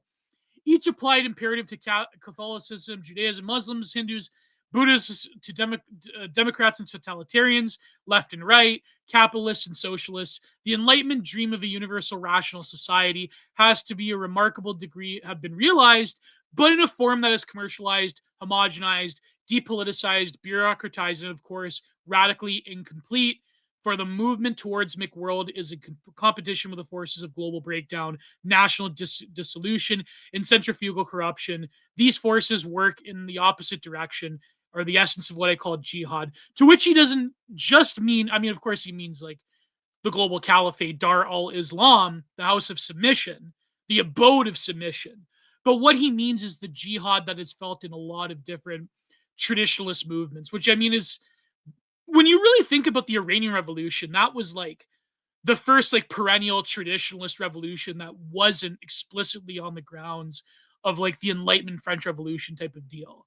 And that sort of analysis to me is like super relevant to what's happening like literally on the news right now. Don't switch off the stream, but you know what I mean. Like, don't go and watch Fish Tank Live. Continue to watch us. But what you can see in front of your eyes on the timeline every single day. He was writing this in 1992, and he would write the book later on. It's like we're still living in this world, right? But the difference is all those people like Fukuyama and Richard Hanania and Bill Kristol and James Lindsay, they sort of sidestep the questions that Barber was presenting of like, how can you have an end of history liberalism that doesn't sidestep people's identity and culture and sense of being and place in the world? How can you have it that doesn't devastate ecologies, that doesn't just liquidate the whole world into this massive sludge and slop? How can you do that? Whereas these guys like Hanania, they're like, no. And who's that other professor that went to war with Dave Distributist, with the glasses? Not Kaufness. Yeah, like all those guys, they sidestep what Barber in his very like mature analysis. To a lesser, like as much as I don't like him, I think even Ezra Klein has done some of this questioning, right? Not McManus, Nathan Kaufness. All those guys, they're like, no, that doesn't matter. You're just like too low IQ to like really care about the soul of people around the globe. And it's like, fragmentation of culture, rapid homogenization around slop and consumerism, and like all those things where it's like we're fragmenting on one end when it comes to serious questions of identity and religion and personhood and nation and culture and religion and race. But then it's like we also have this uniting force of like, well, everyone gets an iPhone, everyone gets the golden arches, and like everyone can buy what's it called, the Big Arch burger. What's that burger called nowadays? Well, that's what the new one is the Big Arch. The Big Arch, yeah. Everyone can buy the Big Arch. You can buy like the approved Indian version of it where it's chicken.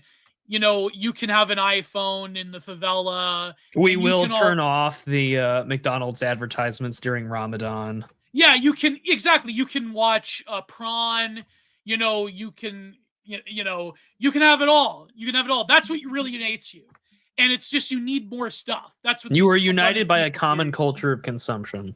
Yeah, and all those other questions that Barber was, which ironically is a greater disuniter than anything. I'm gonna shill my Frontier article again, but it's just like between immigration and like the quote unquote like democratization of media, like the average person has like way more choice and options now on what they consume, which means like actually there is no great unifier. Like there used to be a point in time in American history where if you went to work the next day, people were going to ask you, did you see Johnny Carson last night? Yeah. And now that doesn't exist. That's just fundamentally an artifact of a bygone age.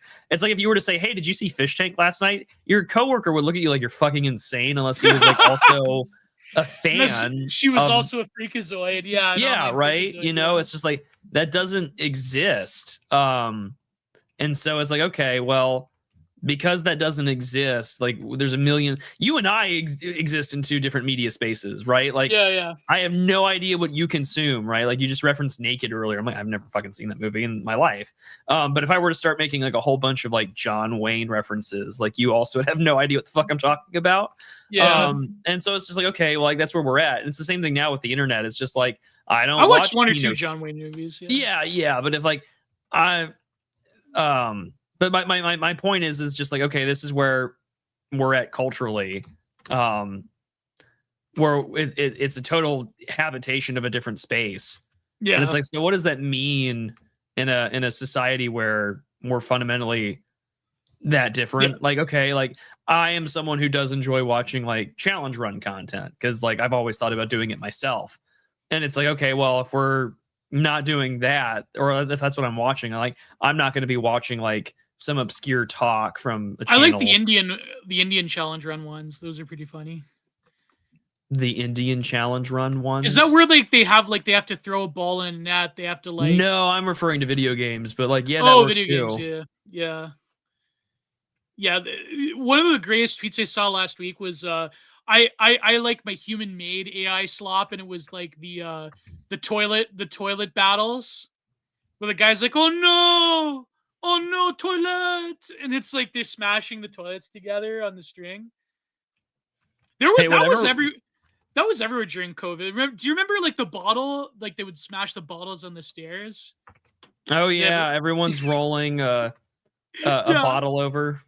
Yeah, it came from like one guy in Brazil that would do it on this marble steps, and then like everyone cases. And then like everyone like there was this one guy who would throw these like huge water jugs down the steps filled with like colored water, and then he would in one video he like basically revealed how the sausage was made. He would like show the cleanup video, and it would take him like half an hour to clean this up for like one video. That's For You page conservatism right there. Yeah. You get like you have that. You have a cat turd tweet. You have like Patrick. No, just throw the. What's the word I'm looking for? Literally, just have like one of those like bottle or putting Subway Surfers down there, and then it's just like someone like you've already seen that on TikTok too, where it's just like, "Hi, I'm like an AI generated voice of Stewie Griffin." And we're going to talk about the Lusitania. And it's just like, what are we doing? We're going to talk about how your printer is spying on you for the government. And we're going to talk about how the Titanic was sunk to enable to create, the Federal Reserve. And it's just like, what do you mean, Stewie? What do you mean, Stewie? And it's just like, I'm so glad you asked, Peter. Like, it's just like, what are we fucking doing?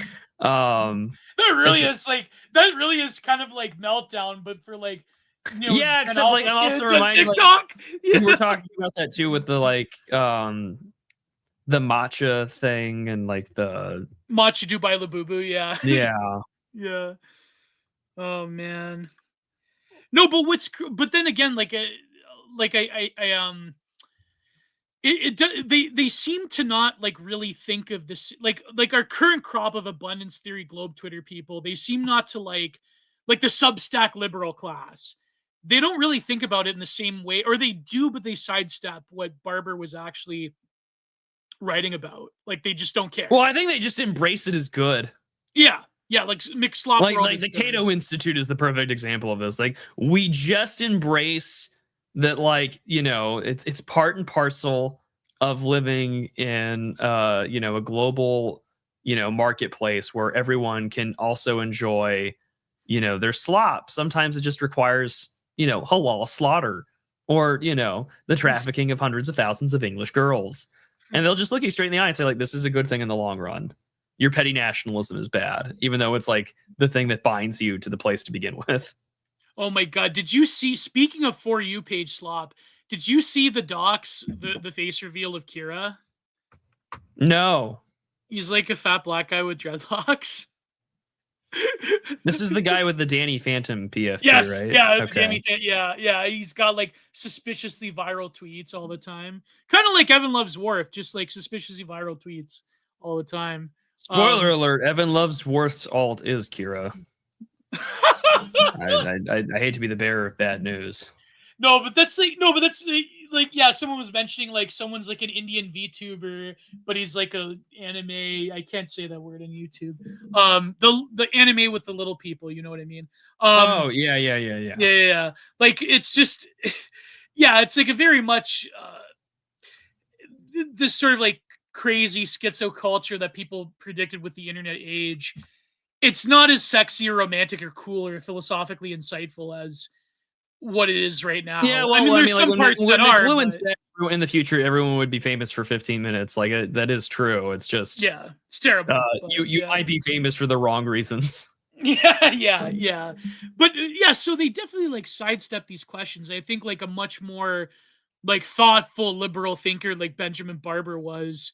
We didn't get to the part about Jihad though. Like I think we'll have to come back to it. We'll have to come back to it. Yeah. Because I think like what he means is like the sort of like incalcitrant reactionary elements of the fragmentation of the world along cultural, religious, and racial lines and tribal lines. And I think like he just doesn't and of course, like, you know, as a liberal, as a globe, like as a sort of like an as an appreciator of globe Twitter, like Enlightenment rationalism and liberalism, he would say like that's obviously also a bad thing. And like, you know, the global war on terror becomes very popular at this time.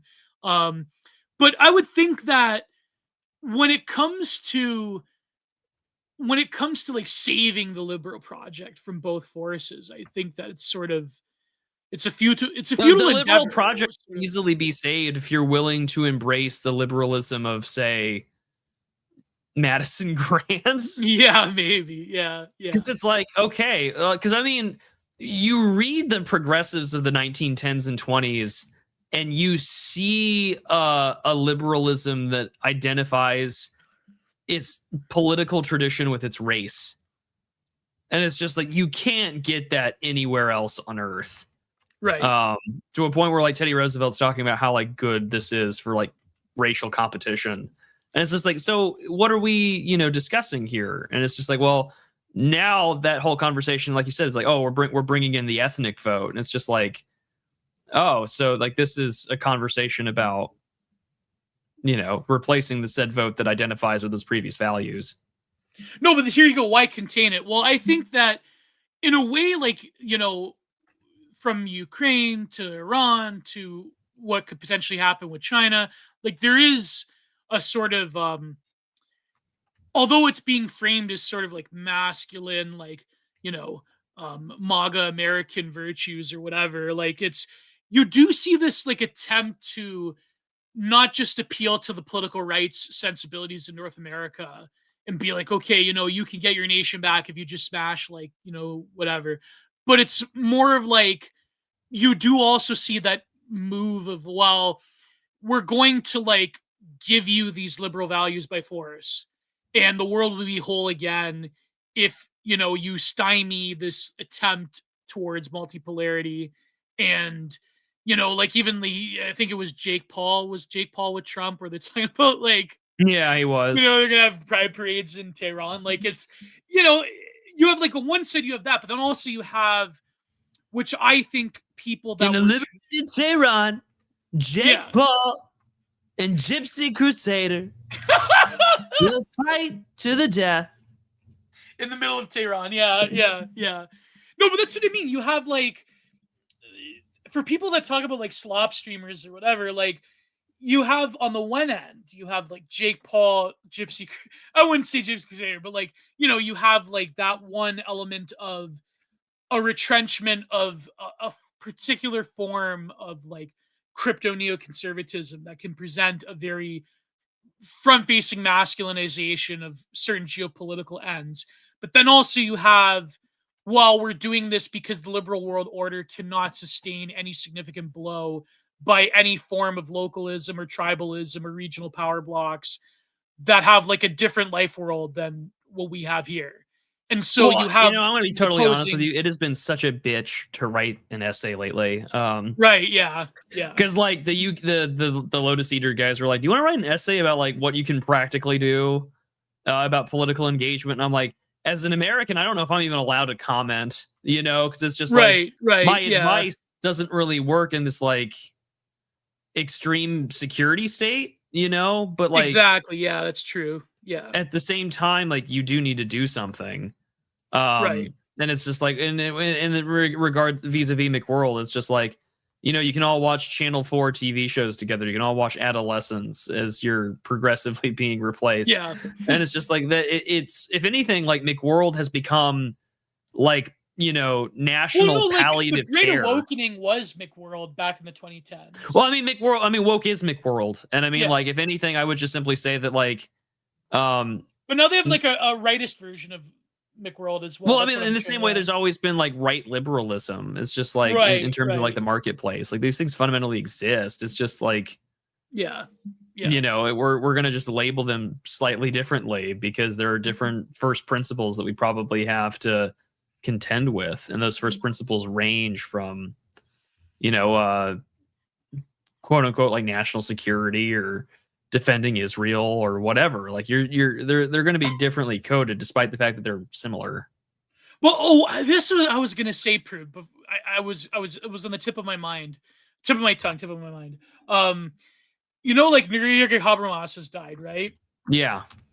I think it's in a way, because Barber mentions in this essay, and he mentions in the book, the sort of Enlightenment communicative rationality of the thesis that we can all now get together through the globalization of information technologies. We can have like a true global village square where like we're all together in this like common form of discourse. Yeah, except McLuhan said that is not going to be kumbaya liberalism. Exactly. No. And so Jürgen Habermas dies in this moment in the 2026 and the 2020s where we've had like so many different runs at like potential apocalyptic fragmentations of the global order, whether it be war in Ukraine, Gaza, Clownvid, now Iran. Like we've had so many things in just one decade that in a way makes the 2010s look like basically tiddlywinks, right? To quote the Mr. Mushroom Melt man, we're not here to play tiddlywinks.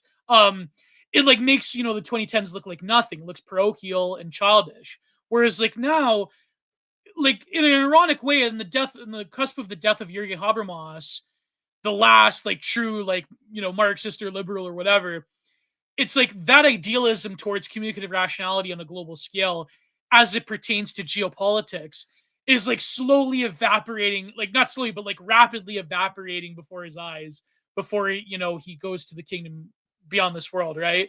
And it's like that's kind of, as much as I like critique the work of Habermas, that's kind of tragic in a way. Like I mean, a lot of his writings didn't necessarily come to pass. Some of it did. We don't, no doubt we do live in a global information discourse matrix. But that being said, like, I know I'm just like butchering Habermas. I'm doing a surface level reading of his work, but in a way, it's like the frustration of his project and of not being realized, of fragmentation and postmodernity and so on and so forth, and like retrenchant reactionary tendencies on a global scale, to which, like, not just political right but also political left. It's like all of that has come into being in the 2020s, and like him and Fukuyama and other ones, you notice, like, even with like the more like vastly low IQ version of this thinking and people like James Lindsay, it's like they're going crazy at like, oh, I can't believe you plebes don't buy into this. Not to accuse Habermas of that thinking. Like, Habermas was actually, despite his criticism, a very careful and elaborate thinker. But like basically like the stupid, like, the stupid Reddit version of it, like people like Lindsay or Kaufness, like they're going ape shit. It's quite something to see. Yeah. But oh man. Final thoughts, Prue, before we get to... go ahead, Prue. I was just going to say, I think this is a good spot for super chats. Yeah. And we can carry on. All right. Let's go to Entropy first, then YouTube. We have only a few on Entropy. Seneca, our good friend, for $3. The collapse of mainstream culture is simultaneously a tragedy and a great gift, the greatest gift imaginable. We now have the opportunity to build something local and uniquely ours if we decide we want it. Well, I actually mentioned that with Skylos. So tune in tomorrow. I will, of course, be shilling it. Me and him go heavily in this topic, but what do you think, Prude? Well, and also in relation to what we were just discussing, I mean, I think that the great thing in retrospect to say McWorld is that you can trace, it's like you mentioned earlier, like the wokeness lines. Yeah. The K line is definitely there, but also at the same time, like when we look at where we're at with like the Lindsay types, like you're defending a facade of a, like, it's funny that they'll say that, like, oh, well, like this is just like the these righties, like they use nostalgia, nothing more. Right, and it's like, you are just as guilty of this. Yeah, exactly. You are defending the very liberalism in which you have this like idealized view of, and I mean, it's not even that like you actually believe it. I mean, it really is just a shit on me. And that's it. Yeah. And I mean, and also in respect to like the global system that we have, like the other key structure that I think that often so gets ignored here is that like there are still things that hold cultural heavyweights. I mean, because again, we have a democratized system of media consumption, like, yes, like Taylor Swift sayings aren't going to go anywhere anymore. Whereas like the average, like, woman can literally go viral on TikTok for like an insane woman opinion.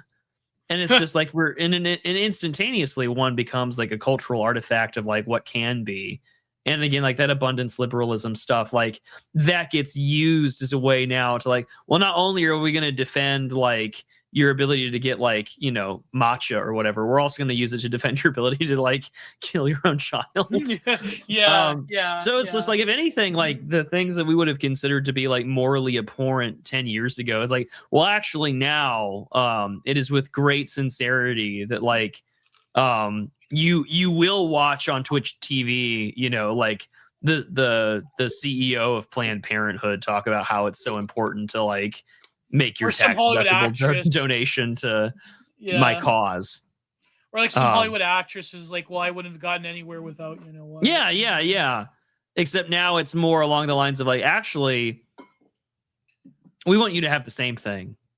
Yeah. If I have to suffer, then so should you suffer. That's exactly. That's basically like the modus operandi of a lot of people who I won't mention. But then again, it is stupid. Like there was this thing, like, what was it, Sabrina Carpenter, like, saying in like a huge crowd, like, men are useless. It's like, who cares? It's like, it's silly. It's just, except like the Geo of 10 years ago would have been like, is the representative of a cultural zeitgeist that hasn't gone away. It's entirely manufactured, though. That's the thing, I think. Yeah, except women do fucking believe it. So I mean, like, it's entirely manufactured, but it's like, okay, well, the only people that are manufacturing like a ideological understanding of like gender relations is one where they want men and women to not have normal relations. Right, yeah.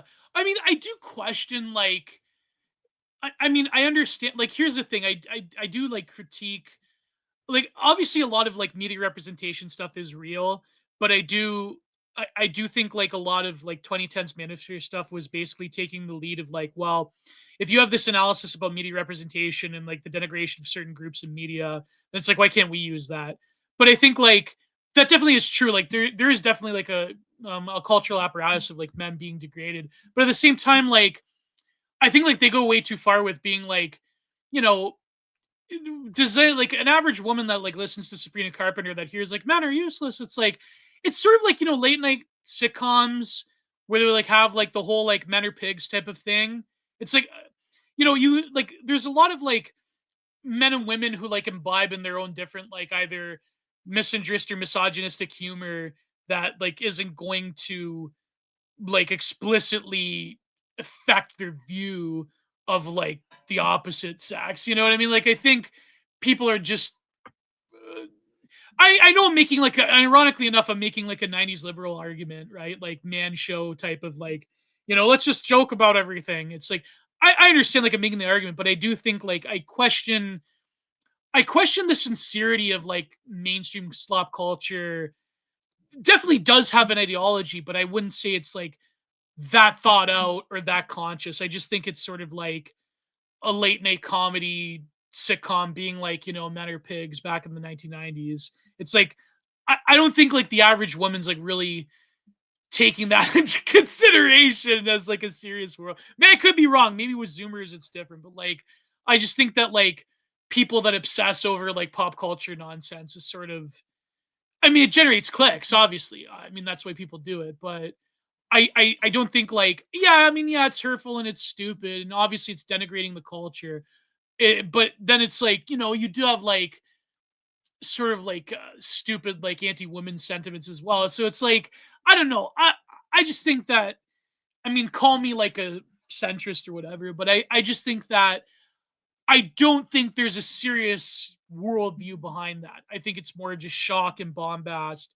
And I don't think, like, the average woman listening to Sabrina Carpenter is gonna, like, become, like, a militant second wave lesbian, rad femme. I don't think that's. I just think a lot of those norms have already been enculturated. Yeah, regardless of yeah, exactly. perhaps so maybe women aren't like that, and it's like, yeah, but a good chunk of them maybe already hold those positions. Yeah, I know, like, the thing is, people, like, did you see that Louis Theroux thing about the manosphere? Like, that's equally stupid and petty, and it's like, I don't know. I think, like, these kids. It's funny. I was talking to a manosphere friend of mine about that. He's like, really, what we are just witnessing is, like, the blackification of just, like, the manosphere stuff. It's like, none of this is the third worldification of the manosphere. Yeah. Like, no, but he's like a lot of this is literally just the manosphere becoming less white. No, but I think, and I'm like, yeah, I know. Like, Andrew Tate, Thoreau is interviewing, like, Tate, and people like Myron Gaines, and it's just like, this is not the manosphere of the rational male. Well, but then also, like, Sabrina Carpenter is also, like, largely a product of gay men. Like, that's another like, thing that, like, it's just, I don't know. Whenever I see, like, those viral tweets about Sydney Sweeney or Sabrina Carpenter, I'm like, why? Like, this is not, like, I don't know. Tits. It's stupid. Yeah, I know. That's like, there's an Oedipal complex there.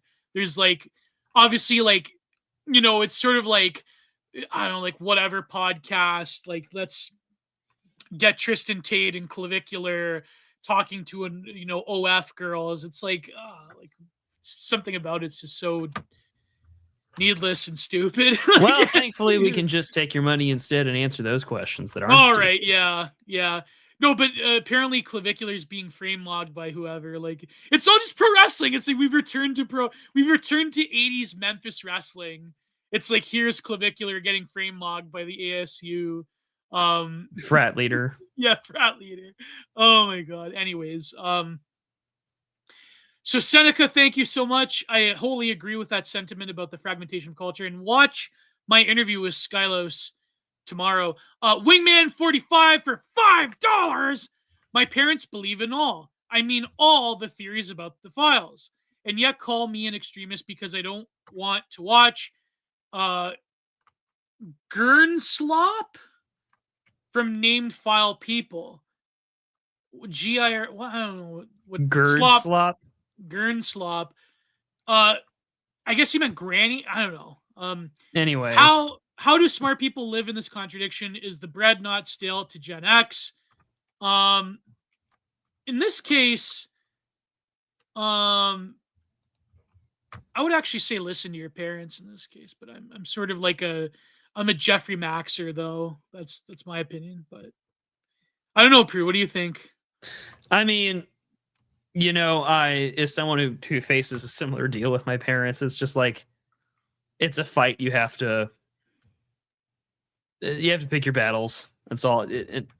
Your parents start showing you Professor Zhang videos. Oh, well, I mean, my parents don't. It's just that my parents are like normie Republicans. Yeah. So it's just like they have a totally different view of politics than I do, and it's like I try to be nice, and it's just like I don't. Yeah. I just disagree with them, and so it's just like I just do what I can to keep the peace. That's all that I do. Yeah, I mean, I will admit, like, I'm a shameless conspiratoid. Like, I've been marinated in conspiracy theory since I was like, 12 years old. Like, it was, so I'm like more inclined to be of your parents' belief when it comes to Mr. Jeffrey maxing. But anyway, I understand your concern. I think it's just smart people live in this contradiction. Is the bread not stale to Gen X? I wonder what that, like, the Gen X perspective on all of this. I wonder that, you know what I mean? Like, I wonder if it's a different flavor than like, but then, I mean, a lot of it's reduction. So, yeah. Anyways, but thank you. Then we have, oh my God, Owen, for $5, Immanuel Kant ride a bike. Vilka. You should have said I can't Vilka. I can't ride a bike for $5. Hello. I have to stop doing the personal story hour. Hello, gents. I love you all. Never let them know what hurts you. Oh my God. Hello, gents. I hope you're all well. I'm excited to start my new job. Hopefully, I can get more time to work on my art. Gio, do you have any advice for making art more often? I am so inspired by your new art videos. Happy St. Patrick's Day, and God bless. Blessed feast. Thank you so much, Owen Zaleski. I think like getting in the habit of doing smaller works and more frequent studies, just like doing it on a smaller scale. That's probably from what people that are artists that I know as well, that's what they do. So if you're pressed for time, so I think that's probably your best bet. Just do it more frequently, but on a smaller scale, things that are more manageable. And then eventually you could go back to the bigger works. But thank you. I can't ride a bike. Amanda hug and kiss. I want to find a man to hug and kiss. Anyways. Many such cases. And we have a return. It's been quite a while, but it's a long-standing Digital Archipelago series. But he's been away for a little bit, and hopefully he can come back with that. Our long-standing series, Missouri Lore. Seneca for $5. Missouri Lore. This installment of Missouri Lore. Missouri grapes once saved the French wine industry from an aphid blight by crossbreeding the Ozark strain of Missouri grapes with commercially available ones. Look up Charles Valentine Ray and George Huntsman. Whoa! That's a pretty good one. That's pretty interesting. Learn something new every day. I like that one. So wait, Missouri aphid blight by crossbreeding the Ozark strain of grapes with commercially available ones. Oh, interesting. So thank you so much, Seneca. Keep it up with the Missouri Lore. And now to the YouTube super chats. Oh, we have a bunch of them. A bunch of like $1.99 buckers.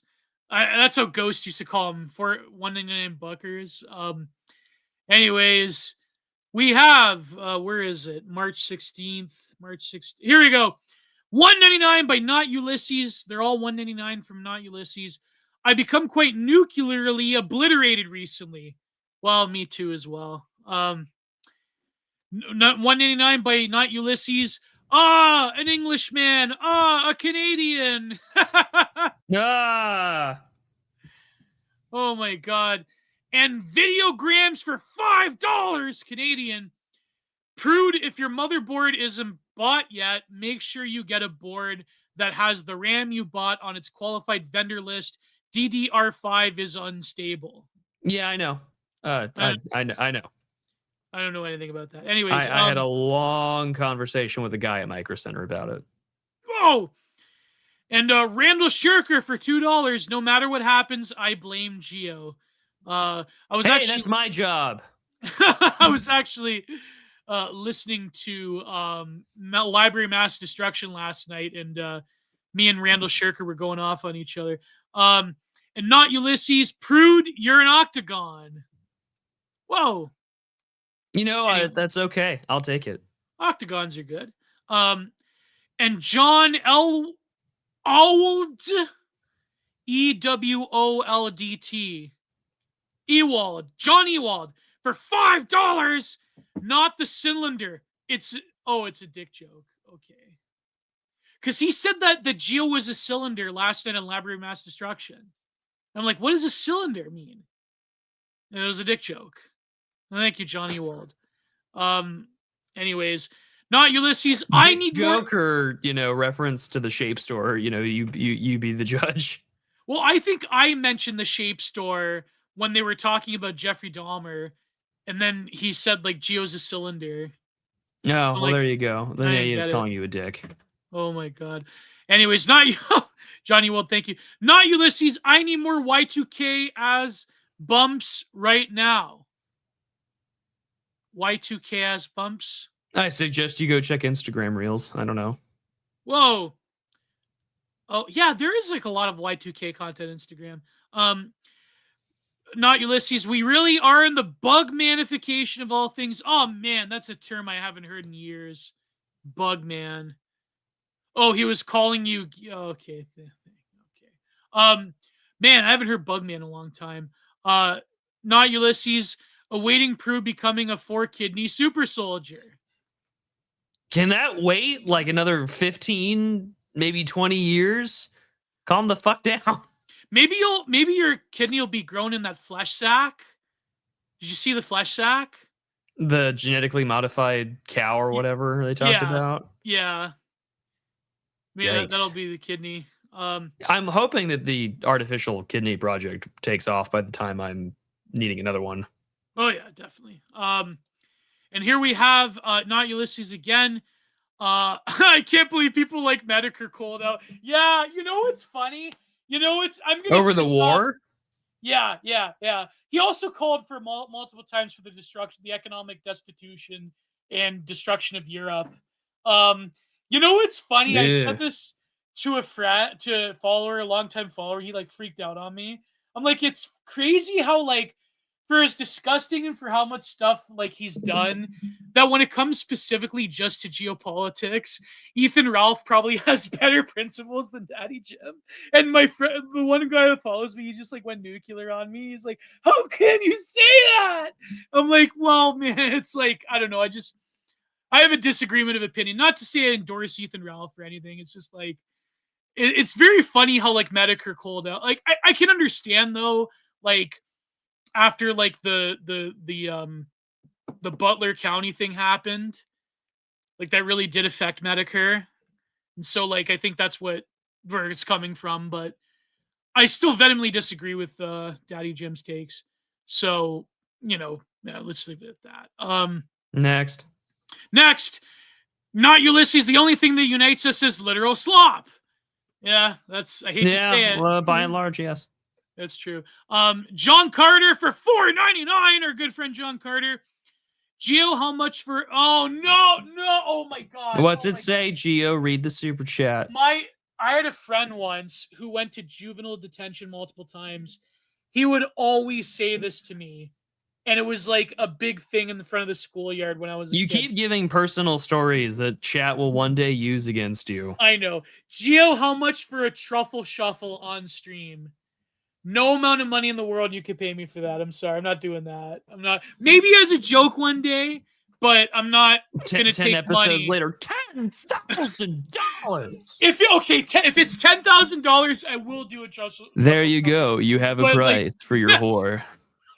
Not even 10 grand. You know what? It's got to be like When you open that like 4-drawer sliding door Wayfair it's got to be cabinet, like minimum and out Canadian. comes little Geo doing the truffle shuffle. It's got to be like Canadian minimum wage. It's got to be like 35 grand American for me to do a No, I'm not even that. That's the Canadian minimum wage is 35 grand. No, it's over. So it's got to be over minimum wage. No, I don't know, man. I wouldn't do it for money. I'm not going to do a truffle shuffle. I would not. I mean, it would be great if someone gave me 30 grand, obviously, but like it's Mr. Owen Zaleski, I need a picture. I need a Geo frog doing a truffle shuffle. No, my limit is the truffle shuffle. I'm sorry. No amount of money. I still have to have some shard of dignity. But it's on Prude's channel. How do we tell him? Chat, how do we tell him?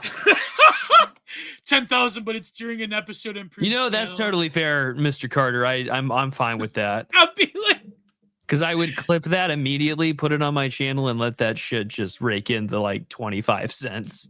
I'm not doing a truffle shuffle. I'm sorry. It's not happening. Anyways, you have to understand that I need to have a shred of dignity. Although I've been doing this for like 20 years.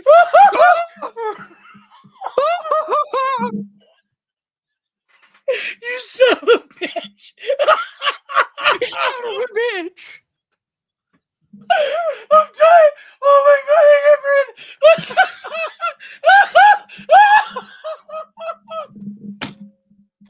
Oh my god. You bastard.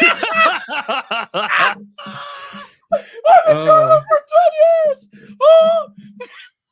You're just like moral. Or anything. I'm in doxed.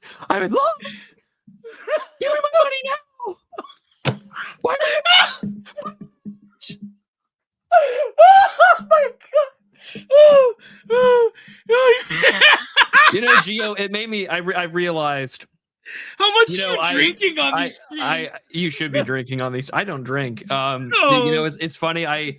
There are times where I'm like, I'm at my wit's end with this motherfucker, and then I'm like, and I'll go bitch to my wife about it, and then I'm thinking to myself, you know, I'm probably just as fucking annoying to him as he is to me. And I'm like, man, I have to be a real asshole. This job. Yeah, I take it in stride. And he takes it like a fucking champ. You guys, Prude, you're just like taking like a cat of nine tails to me in the stream. Holy crap! That's out of love. Give me your money. Oh. You make me sound like such a moral I should do my Geo impression more often. Oh my god, the crowd's going nuts. You better send. I should go read. I never read chat. How is chat doing it? Your wife. This is a low key crash out stream. This is funnier than the Kanye one. Oh, this is good. Oh my god. Oh yeah, no, I'm gonna get to that, Olin Zaleski. I'll get to the You know what's so wild is I can read all your super chats from the starred section, and you can't. I know. I gotta. Can I email them on StreamYard? I don't know.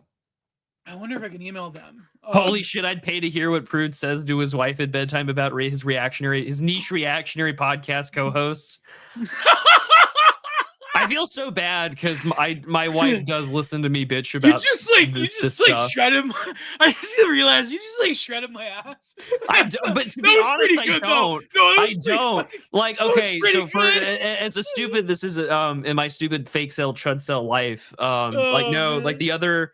I think like you and I were arguing. I think over. It wasn't even you and I arguing. I was just like it was one of the like times where like chat goes to war with you, and I'm in the shower with her. This was after a Tuesday, and I'm just like, oh my god. And she's like, what? And like I'm sitting there like washing my hair, talking to her. I'm like, so you know how like you do a math problem wrong, and you get to the like right answer, different method. And she's like, yeah. And I'm like, that's me and Geo. G and I will come to a very similar conclusion and have no fucking idea why we're so angry because we come at it from a different point of view. And I'm sitting here talking to her in the fucking shower about this shit. So yeah. There you go, Pac-Man or Spectre. This is what I talked to my wife about. Oh my god. Yeah, I'm gonna think about this when I get off the air because my wife works nights. Like I'm literally going to go take a shower with my wife in about 10 minutes, and it's gonna just be like, oh Wait, my with your God. wife? Yeah, Like, I you're shower gonna with my wife. I'm in the Oh, honeymoon nice. phase. Sorry. Nice. Like I want to enjoy it Uh, while I still can. Anyway, so it's just like, and I'm gonna sit there and think to myself, oh my God, I talked about all of this shit. And then I'm gonna have to explain to her, like, hey, you know how like I said I wasn't gonna do like stupid wife guy stories? I'm so sorry. Anyways, what is the next super chat, Gio? I want to get out of here. I'm not doing the You truffle understand shuffle. why I'm in a rush to leave now? Okay. The That's future. a real marriage. Oh my God, not Ulysses. The future truly is Giga Longhouse Ultra Favela. Oh Thank yeah. you. Shout out to Ann Julius who came up with that. Not Ulysses, the Iranian diaspora. The Iranian diaspora literally is McWorld times 1,000. Yeah. Well. Prude, you need to get your wife to watch the things you're paid to watch. She's literally watching Code Chaos with me. You can shut the fuck up. Nice. And not Ulysses. Maybe Ulysses really had the right idea. Oh, people were debating over Ulysses, like the book by James Joyce lately. I think he's referring to Ulysses from Fallout New Vegas, whom he's named after, where he wishes to, bear, bull, make your choice. Or is he referring to Ulysses, the T-word theory cell? No. Anyways. I think he's just gonna, just let it be. All right. Sorry, honey, you wouldn't stop coal posts. You guys are getting a little too close for comfort, motherfuckers. Calm down. Oh my God. Yeah, of course he's referring to Fallout. Yeah. You haven't played Fallout New Vegas. You wouldn't know. Yeah, I haven't played it, Not Ulysses finally for 449. The future is unfortunately looking very bad, but no matter what, I will sneed to super chats, even in my grave. Almost I meant Adult Swim. Man, maybe he'll have like a trust fund, like his spouse will set up like his estate. We'll set up like here's a read list my of all super my chat or I start a tower, says Wingman. Did you send a super chat, Wingman? No, I will. I'm gonna get back to entropy. And then finally on YouTube, our good friend 8 Luth Templar has been causing massive amounts of psychological devastation on Twitter through his monkey Trumpler memes. I really do like the monkey Trump memes. I'm not gonna lie. I really like orangutan Trump. It's entertaining. Y'all enjoy the asylum for $10.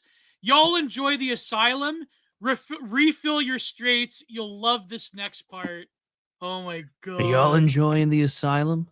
Refill your Xannies, and you're gonna enjoy this next part. Your Xanny berries. Then of course we have how much to get Gio to play New Vegas on stream.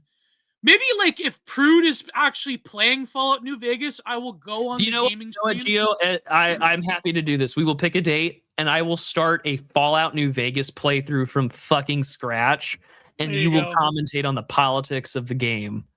I actually tried watching a playthrough of Fallout New Vegas, and I got like into an hour or two in, and I'm like, maybe I should should I still continue? But if we're playing it, then well, we could do that. I will literally. You just tell me where you want to go in the game, and I will just control the character. You can pick all the dialogue. Is Fallout New Vegas where the one mad scientist has the crab slaves? The crab slaves? It's in a factory where there's the Robo Scorpions. Yeah.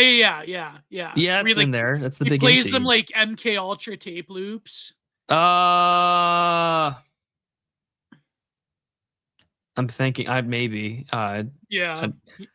It's you have to be nice, or something like that. I remember that part. Maybe. I don't know. We'll figure it out. We'll go do it. Anyways, going back to entropy. So Wingband gave another super chat, and also he has a comment. Sure. The comment didn't have the heart to show the void. The last 2 episodes of Berserk. She will die thinking Griffith is a real cute guy who had horrible things. Sorry, honey. Griffin just kind of disappears, and he's don't worry about it, sweetie. That's sort of like in The Simpsons. That's preserving your. That's not making sure your kid doesn't watch Old Yeller die. It's sorry, honey, your waifu's actually a genocidal demon worshipping rapist. That's like in The Simpsons, they had the like old folks home improved version of Gone with the Wind. And she's like, "Don't leave." And he's like, "I love you and I want to marry you." And then old man, I forget which, like the old man with the long beard, he's like, "I thought there was another ending to this." And then they get dragged away. You know, anyways. Frankly, my dear, I don't give a damn. Frank, yeah, cut off. He's like, "Frankly, my dear, I love you. Let's get married." Wingman 45 for $3. Didn't have the heart to show. Oh, so he did. Yeah. Things out of it. And then Geo. What is this super chat, Owen? What is this name? Geo Minin Dakoli? Geo mining that coal. Geo mining that coal. Okay, yeah. Geo mining that coal for $5. Every time we read a fucking weird username, I feel like we're just back and like hooked on phonics. It's like, okay, Geo, sound it out. Now, what does that wordplay sound like? When I was a little kid in school, they had to get like a student teacher to do that with me. I had a lot of trouble with that. Was she your first love? I think one of them was, yeah. I'm thinking about that egregious babysitter. No, my first love was my one-itis, Brittany. But like, other than that, like, I mean, I don't know. When you get a bit older, you start. Never mind. No, I had a problem with the phonics. Geo, stop digging. No, I did have a problem with the font. Anyways, okay. Thanks for the advice. So now you know how I pronounce names weirdly. Thanks for the advice, Geo. I have I have any other question for you. I have any other question for you both. I have another question for you both. You said any other. I am starting a small group of like-minded artists and writers in my local area.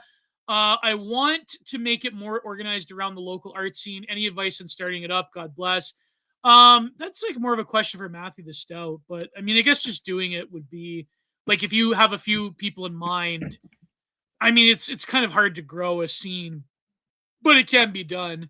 So, I mean, you don't have to make it a formal group or LLC or 501c3 anytime soon. But I mean, if you're gonna set up something, just if like-minded groups, then I mean, like, really, it's just going to be a lot of effort and how much time you want to put in, because like there may be 3 of you, there may be 5 of you, who knows, but like it's worth the time to organize. And also, as someone who's done a boatload of conferences and events, both political and religious IRL, like, I cannot express to you enough how good it is for the brethren to be together. Like, just do it anyway. And I mean, who sent the super chat? Owen Zaleski. Oh, okay. Owen, you're in the US. Like, I mean, this would be a good time to like maybe meet up with some OGC guys and to, like, see what they can help you coordinate with. But like, if you want to do your own art thing, I mean, I'm sure, like, being Catholic, there's got to be some sort of like Catholic arts group or something that you can tap into and go from there. So I mean, like, just take advantage of what you got and just put the effort. Even if it's like old ladies painting flowers, it doesn't matter. Yeah. Like, literally just hijack some painting event that already takes place. Like, they're going to, especially as if it is elderly, like what Gio said, like, they're going to be over the fucking moon that it's young people. Yeah. And Wingman, your book review comes out at the end of the month. Where's my book review? Chatting Gio for this, by the way. Your book review on Whitewashing America comes out at the end of the month. Yeah, and we'll talk about Shadow of the Torture. And Shadow of the Torture will be sometime in April. Yeah.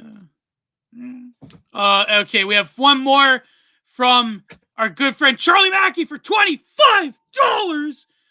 Thank you so much, Charlie Mackey. Our good friend, our good patron. Good evening, gents. I hope you are both well. Thank you, Charlie Mackey. Oh boy. Meet up.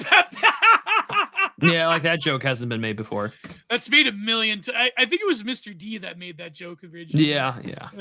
Anyways, yeah, thank you so much, Charlie Mackey. We didn't get to the full article essay. Wait, thank you for your money. I know. Shit. I can't help myself. I can't. I work so hard. I'm not a big tech seller. Okay, you've seen Shark Tale, right? You know. Yeah. And he's got no legs, see him smile at a super chat. It's all worth it. True story. All right, everybody. We will be live next week on my channel. We will have Onizuka Groiper joining us for the first part of the Code Chaos review for the first season. Oh my god. No, it's going to be fun. Be there, be square, motherfuckers. No, it's good that you're doing it because like last time, the first Steins Gate review, I was #1. And so now Code Chaos is #1 for you. That's true. Yeah. There you go. Yeah. And then I'll also invite Onizuka Groiper as well for the second part. Good. He's the guy who was like, you should really watch this. And then he DM'd me a while back. He's like, hey, so I told someone to go send you money to do this. So my IRL friend is the reason why we're here. But we'll be live next week. I've got a video out this Thursday, and I have a pretty good essay about For You page timeline catastrophism out tomorrow. So Geo's artwork, go to giantartproductions.com, buy a painting, do it now, buy a painting, do it now, and we'll see y'all next week. And my Skylos interview is coming out tomorrow, and hopefully I'll have a content minded this week and next week. So we'll, as we always say, God bless, goodbye, too sweet. Oh.